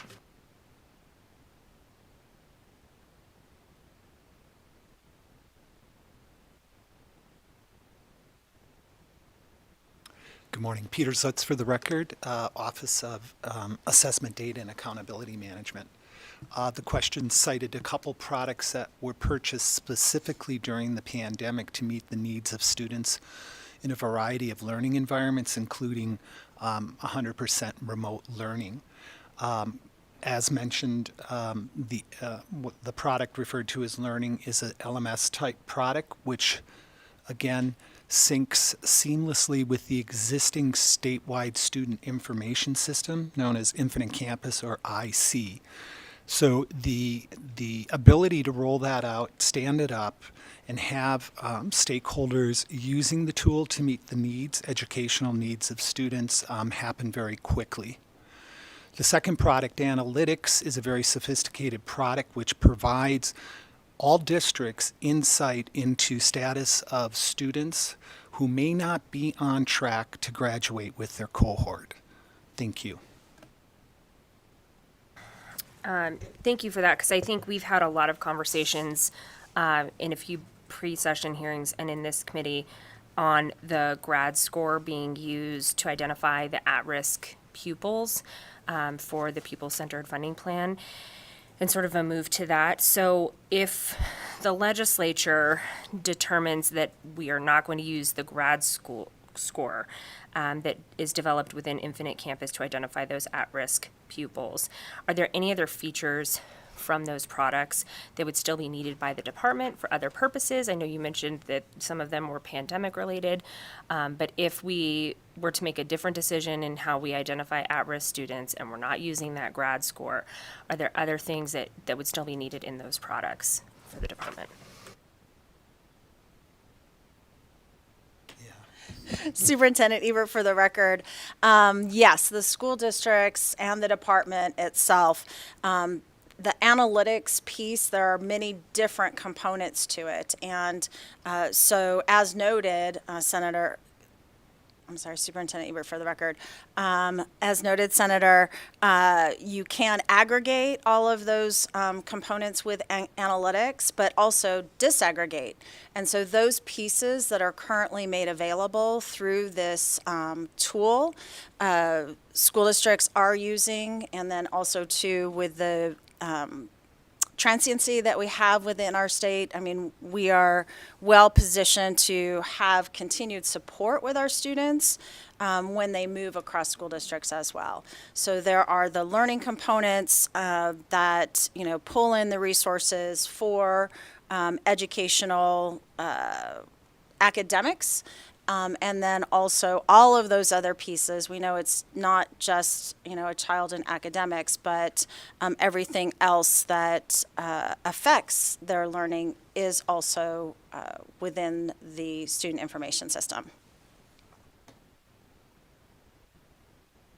And then I know that there's been also some conversation about whether Infinite Campus would continue to be used. There was a contract extension.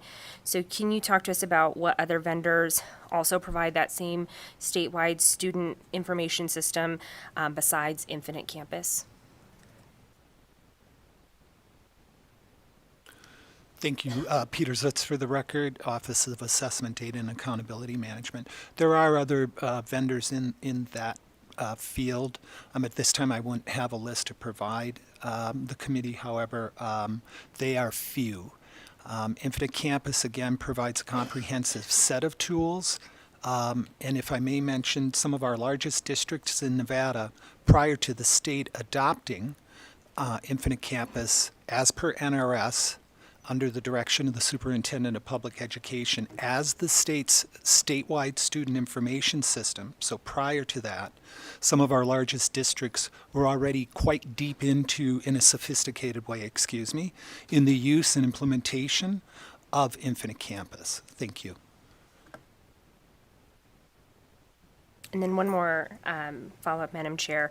Can you talk to us a bit about the fiscal and workload ramifications to the department, the school districts, and charter schools if we did move from Infinite Campus to another vendor? I know you mentioned there are a few, but if you can talk about some of the implications should we go with another vendor other than Infinite Campus. Superintendent Ebert, for the record, thank you for the question, Senator Canizaro. So one of the hats that I've worn in my long career is the Chief Technology Officer for the 5th largest school district in the nation. And as Mr. Zutz had noted, school districts using different tools. I actually led the RFP process for, we were using a tool called SASE, which we had every single over 350 schools, individual schools in our school district that had their own file server at the school level. The information was brought up centrally every single night. And so if the superintendent asked me the question, how many students are absent? How many students are absent today? I would tell him will take 3 days before we have that information aggregated. So to the point of there are very few vendors at this point in time who can handle a state level data. To do that, to get to another system, if we're required to go out to RFP, we would first need to develop the RFP, get all of the stakeholder input of what it is that we need to move to, the rationale for moving from one system to another. What is it that we want to see as a state? It would take us, I'd imagine, it took us as a school district 3 years to transition from the one system that we had to the other. So at the state level, actually in Infinite Campus, it took about 3 years as well, a transition plan.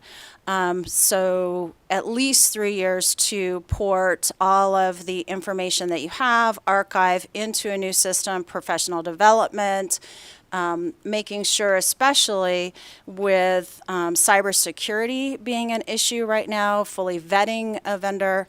So long story short, it would be a massive undertaking if that is something that we would want to do, and millions, tens of millions of dollars to shift to a new system.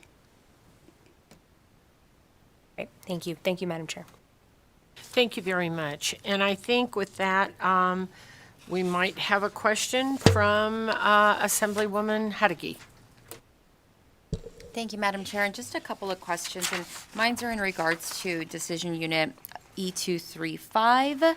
And you talked a little bit about it at the end of your presentation, the two positions, I believe is a business process analyst position and an IT professional. And you did go into some of the functions of what these two positions would handle after the grant expires. But if this decision unit's not approved, what's the department going to do? I mean, is there staff in this area who's going to assume the responsibilities? Can you talk a little bit about that for me? Thank you. Peter Zutz for the record. Thank you for that question. What would happen if this decision unit was not approved? The positions and the work would not be assumed by existing staff. Work would cease. And so the investment made through the grant, the federal grant for the SLDS, the State Longitudinal Data System, would cease. Thank you. Follow up, Madam Chair? Yes. Okay.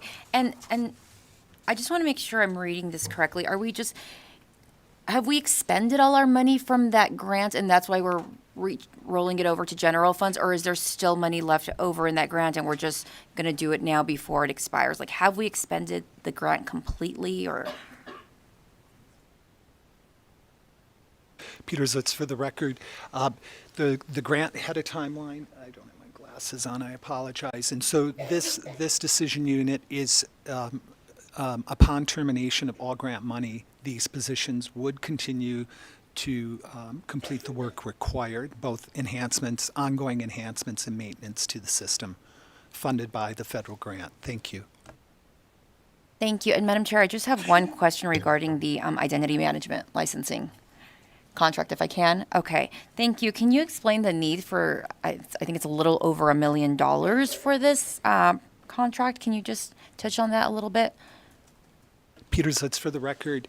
A brief overview, if I may, of the identity management system is to bring Nevada, as the superintendent has mentioned, into the current century of IT operations. Identity automation provides the state the ability to provide a single user sign-on with complete authorization and access, including dual authentication, as you all know, getting a code sent to your cell phone, for example. This is quite powerful. Currently, authorizations may be only at the district or administrator level with certain student records or educational records. With this type of system in place, a parent would be able to access their child's student information in very specific systems that exist currently within the state, and some of those projected to be developed. So what it does is really provide the access portal, complete access portal to the information to an authorized individual. and meets, if I may, the need, excuse me, the requirement of the state to make education data transparent while protecting student privacy. Thank you. Thank you, and I think you answered my second question. So parents would be able to use this system too. Peters, that's for the record. Yes. Thank you, Madam Chair. Thank you very much. Any additional questions from the committee? Seeing none, that could be the end. Any additional comments from any of you? Thank you, Madam Chair. I just want to express my gratitude for allowing us to have our experts in the room that do the work each and every day to provide responses to you, because they are the ones that are closest to the work, leading the work, and I thank you for that. And thank you, and I know that sometimes you're short a person or two, and so thank you very much for what you're doing. All right, with that, we will close that budget hearing and we'll move on to public comment, which is the last item on our agenda. Due to time considerations, you will be given 2 minutes. If you are calling in to provide public testimony, please dial 888-475-4499. When prompted for the meeting ID, please enter 883-5448-4040 and press pound. And when prompted for the participant ID, press pound. And this information is on the agenda as well. Here in Carson City, please go ahead. Thank you, Madam Chair. Chris Daly, Nevada State Education Association, the voice of Nevada educators for over 120 years, commenting on the assessments and accountability budget. For years, a top concern of classroom educators has been too many standardized tests, shifting the focus in classrooms away from student learning toward a culture of high-stakes testing. NSCA has been actively working to reduce the burden of standardized testing, helping to pass a bill to require reviews of student assessments in the 17 and 21 sessions. While small changes have been made over the last several years, the current crisis calls for more substantive overhaul of state testing. Now, with elected officials making a call for greater accountability from school districts, we would caution that accountability cannot be measured by student performance on standardized tests. As NESN President Vicki Kreidel put it, any educator will tell you testing-focused schools lose hours of valuable, authentic teaching to test prep. With Nevada's glaring educator shortage, we hope accountability is instead measured by strategies that ensure our schools are filled with qualified educators who have the tools they need to ensure every Nevada student has access to a high-quality education. The NDE Assessments and Accountability budget contains over $20 million for student testing. This number doesn't even include the exponential costs of educator time and school resources sunk into high-stakes tests. Over-testing is the wrong way to go, and we call for greater accountability from our elected leaders, even right here in Carson City. Accountability means using funds where they are needed most, like pay increases for Nevada educators. That's why we say it's time for 20 to provide a 20% raise and $20 minimum wage for all educators. Accountability means using funds where they are needed most, like class size reduction. That's why we call for reducing average class sizes to 20 students. Accountability means using funds where they are needed most, like funding Time for 20, not $20 million for student assessments. We are also happy that our experts have joined us this morning, and looking forward to hearing from educators from Washoe County. Thank you very much. Thank you very much. And go ahead when you're ready. Good morning. I'm Sarah Garrison, and I'm using my teacher voice. I have a long history of working in the helping professions, women's health care, an EMT and paramedic in a busy 911 system, detox administrator and addictions counseling intern at a residential rehab facility in Reno, and crisis intervention work for survivors of rape and other domestic violence. These past careers helped me in the middle school classroom every day. I'm a WEA member in the midst of my 10th year teaching at Dilworth Middle School in Sparks. It wasn't until this 10th year that I reached $50,000 as my annual salary. That's a 10-year investment of my blood, sweat, tears, and love for my students, middle school students at a Title I school who are not always easy to love. Because of inflation and the drastic cost of living increases in Washoe County, being a decade-long education professional is not enough to be able to financially support myself.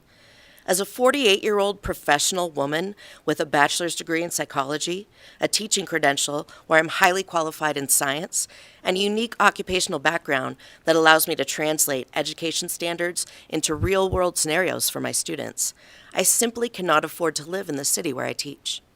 Not on my own. Instead, I'm renting the small back part of a house where I live with a roommate. By small, I'm talking 500 square feet.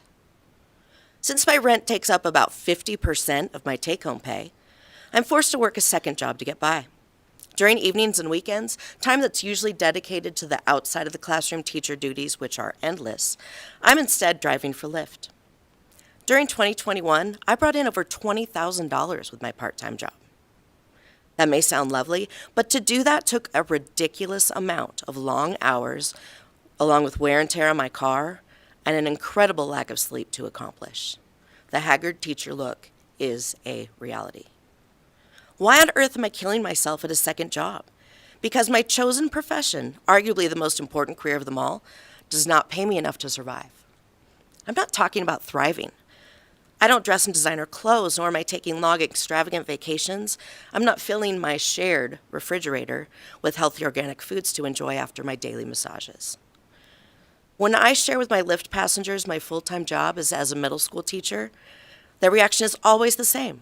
First, they gasp. They say they could never teach middle school, mostly because they remember how they were as middle schoolers. And they always say, "You have such a tough and demanding job. You deserve to get paid so much more." Your constituents, And I your don't want voters. to cut you off, but if you could wrap up and. Absolutely. Thank you. They don't know half the realities of a day in the life of a classroom, and they still know we deserve to be paid exponentially more. It's well past time to listen to the voters, listen to the teachers, and listen to your own hearts and souls about Time for 20. Which of your teachers had a huge impact on your own life? In today's economy in Northern Nevada, just how much would that inspirational teacher from your past deserve to be paid? Thank you very much. Next, go ahead, please. Hi, my name is Debbie Reynolds. I'm a first grade teacher at Hunsberger Elementary in Washoe County School District and a proud member of WEA. As a college educated and credentialed teacher, I've been blessed to be part of this highly prestigious occupation for nearly 20 years. I've enjoyed the incredible opportunity to inspire hundreds of children to read and to write and how to think critically in ways that I know will impact their lives forever and those of their children as well. If we in the state of Nevada say that we believe education is important, then we must acknowledge that teaching is a highly prestigious profession. What teachers are asking for is to simply be treated as professionals. You, sitting before me today, are esteemed and greatly respected individuals who won your elections because you are uniquely gifted at communication and leadership. And you have a vision for Nevada to reach its greatest heights.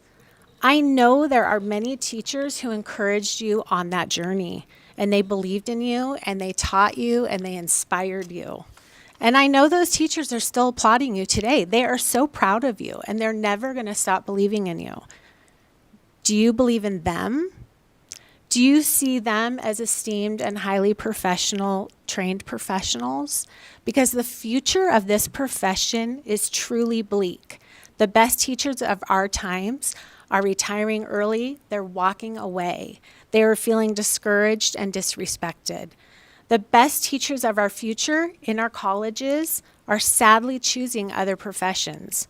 Education is for our children, and dreams are for every child in Nevada. We all believe this, but dreams, they need to be nurtured, taught, explained, developed, and in a way that only the highly prestigious profession of teachers can do. There's no greater return on Nevada's finances than to take care of teachers and schools. Their rainy days, they were a long, long ago, and our time is short. The waters are rising, and this is your chance to change everything in Nevada's future. Thank you. Thank you very much. Next. Hello, my name is Amanda Jones, and I currently serve as a special education facilitator and a special education teacher for WCSD. I also serve as a special services director for Washoe Education Association. I've worked in education for 16 years. I have a master's degree in administration and educational leadership. I'm also a mother of a graduating senior this year, a third grader, and a kindergartner. I love teaching, and I love watching our children grow and become more successful. I want you guys to imagine for a moment, close your eyes, and imagine that you are supporting students with extremely violent behaviors due to no fault of their own, but they have disabilities such as emotional disturbance, autism, health impairments such as fetal alcohol syndrome, as well as severely impacted trauma and PTSD.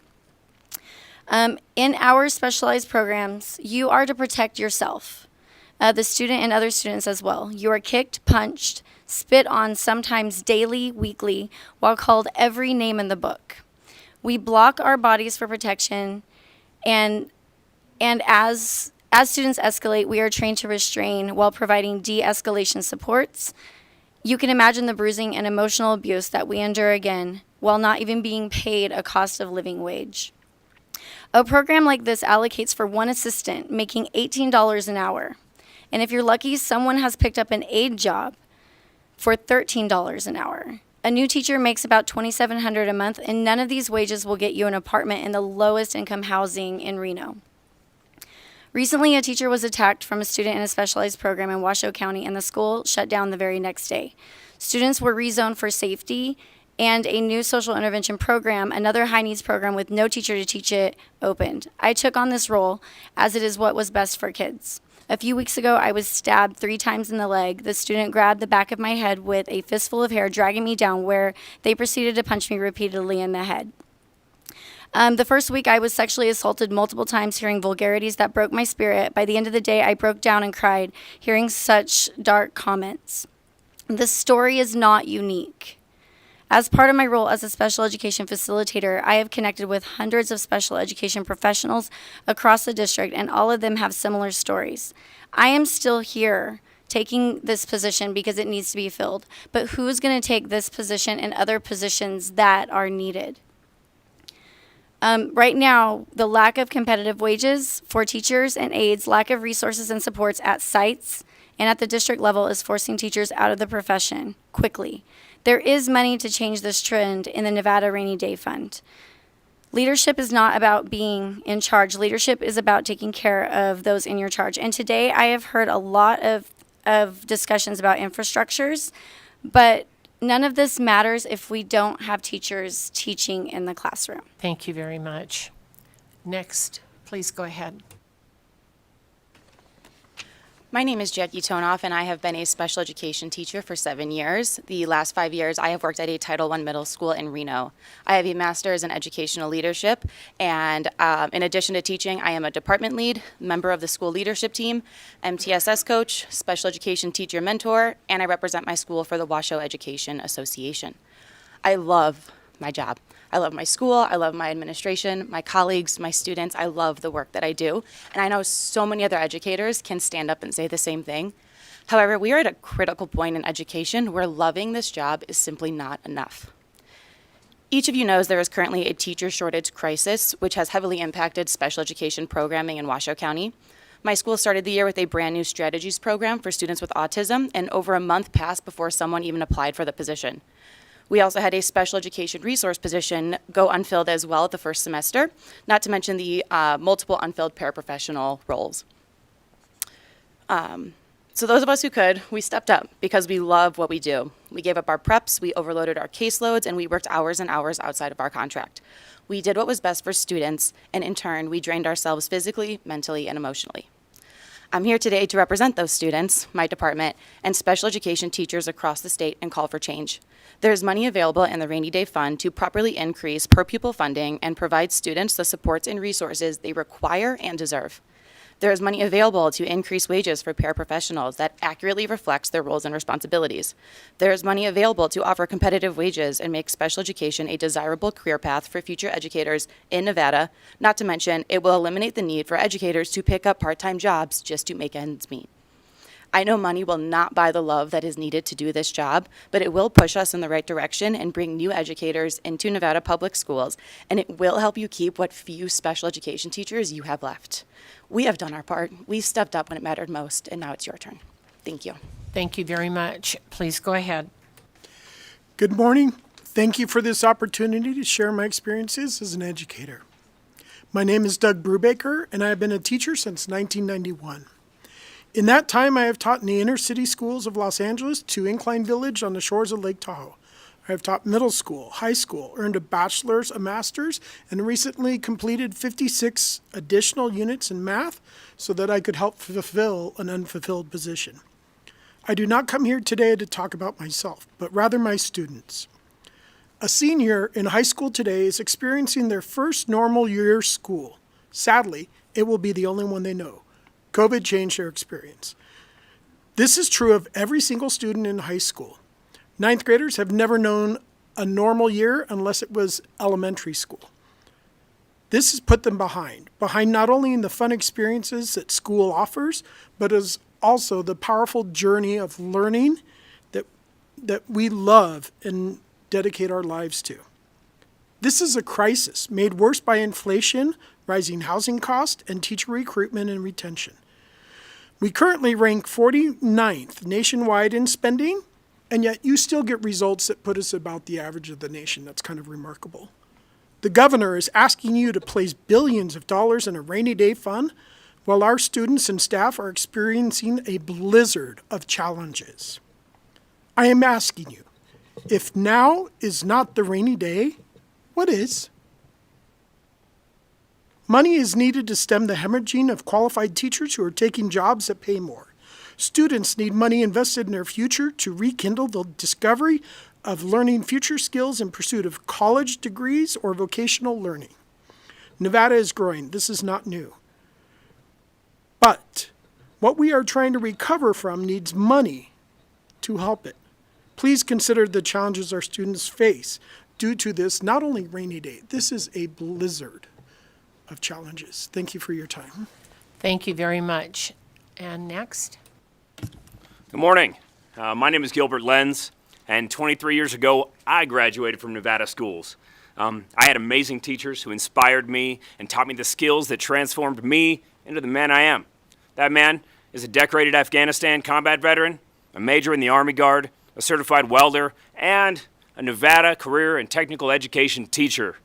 I teach ag welding and power systems in North Valley's High School in Reno, and my students build Nevada.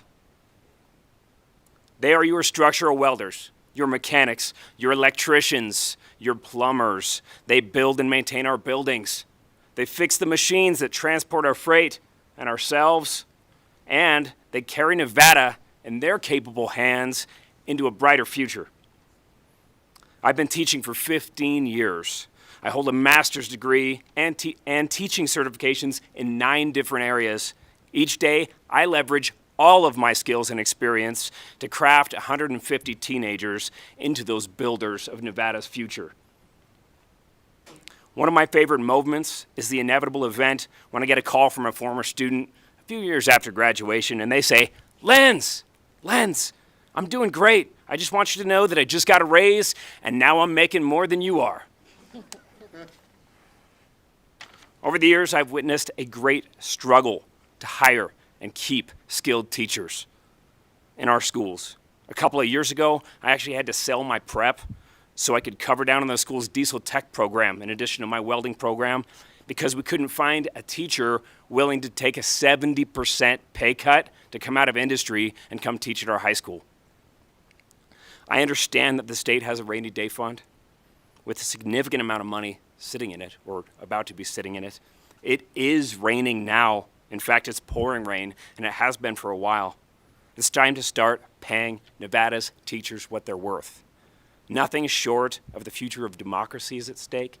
It is time for 20, and it is time to fund Nevada education now. Thank you. Thank you very much. Go ahead, please. Hi, my name is Melinda Bauer, and I've been teaching for 12 years. I currently teach at McQueen High School. I'm a member of Washoe Education Association. I never thought I would have to be here today away from my students during the school day to talk to you about the importance of education in our state, but I'm here because we're in a crisis. The working and learning conditions of our public schools are in desperate need of attention. I'm here to ask you to increase public educational funding by at least 20% in order to offer competitive salaries that will attract and retain quality teachers and to decrease class sizes in our public schools. I've always wanted to be a teacher. I have my bachelor's degree in Spanish language. I earned my master's in Spanish literature. I started teaching in 2009.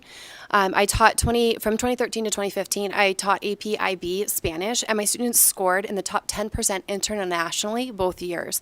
I'm knowledgeable and competent in my profession. However, in 2015, I became part of the 44% of teachers that leave the profession within 5 years. I was great at teaching, but my $28,000 a year paycheck as a new teacher was enough to repay student loans, pay rent, and eat.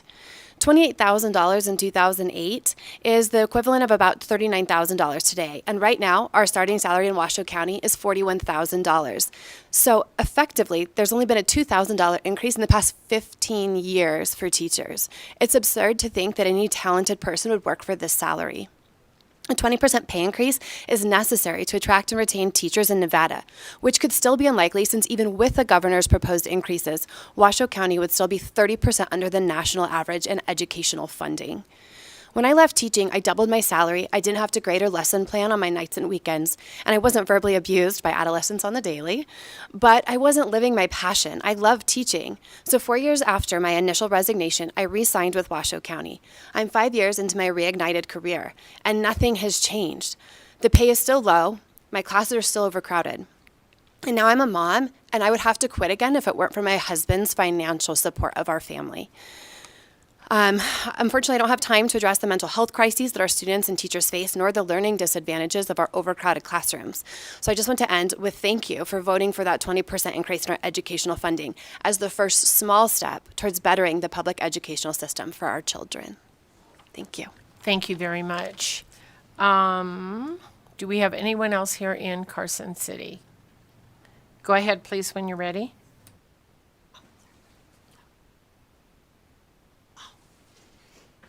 Trying to be nice and let educators go first. Anna Binder for the record, ANNABINDER. I was not expecting today, so I'm not very prepared, but it was brought to my attention you guys were meeting, so I thought I would stop in and say hello. I think I'm one of the biggest parent supporters of Time for 20.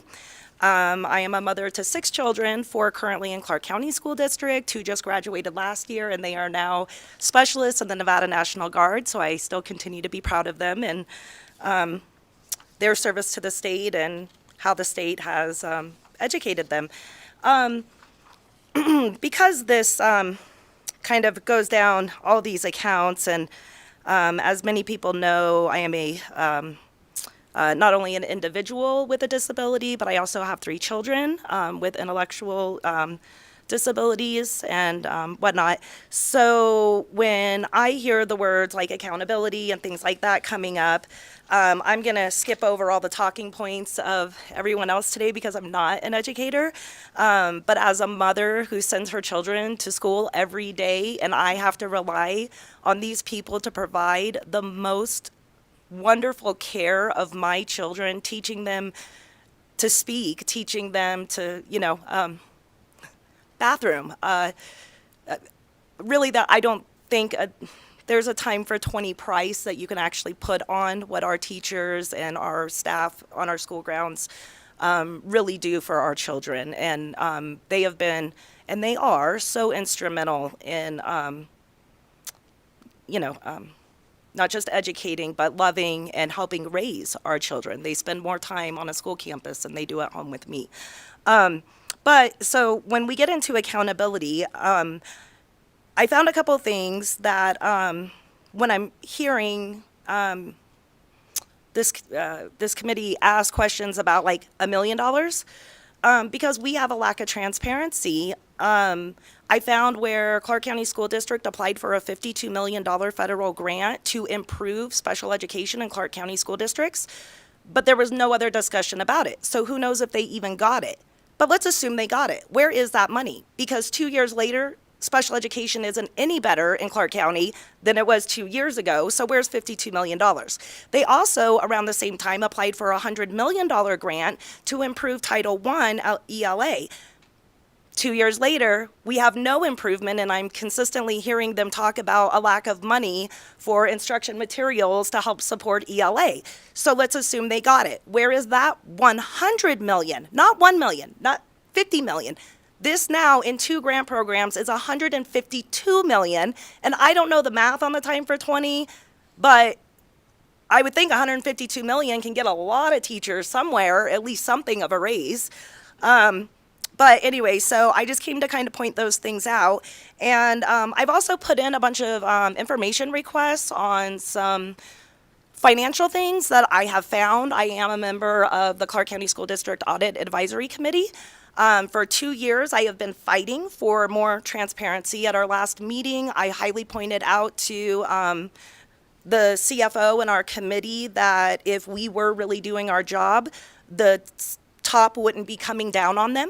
And so at our next meeting, hopefully, we're being allowed to submit recommendations to the bylaws, and I am thoroughly going through those to try to create a path for more financial transparency. I'm not quite sure with our leadership that it's going to get pushed through, but I want you guys to know that I am working very hard on my deadline to put the language in those bylaws to help all of us. Thank you for your time. Thank you very much. Thank you for yours. And with that, I don't see anyone else in Carson City. I do not believe I see anyone in Las Vegas. So BPS, we can go to the phone lines. Thank you, Chair. The public lines are open and working. However, there are no callers to offer public comment at this time. Okay. Thank you very much. And with that, subcommittee members, that completes our business for today. I appreciate you and your questions, and this meeting is adjourned.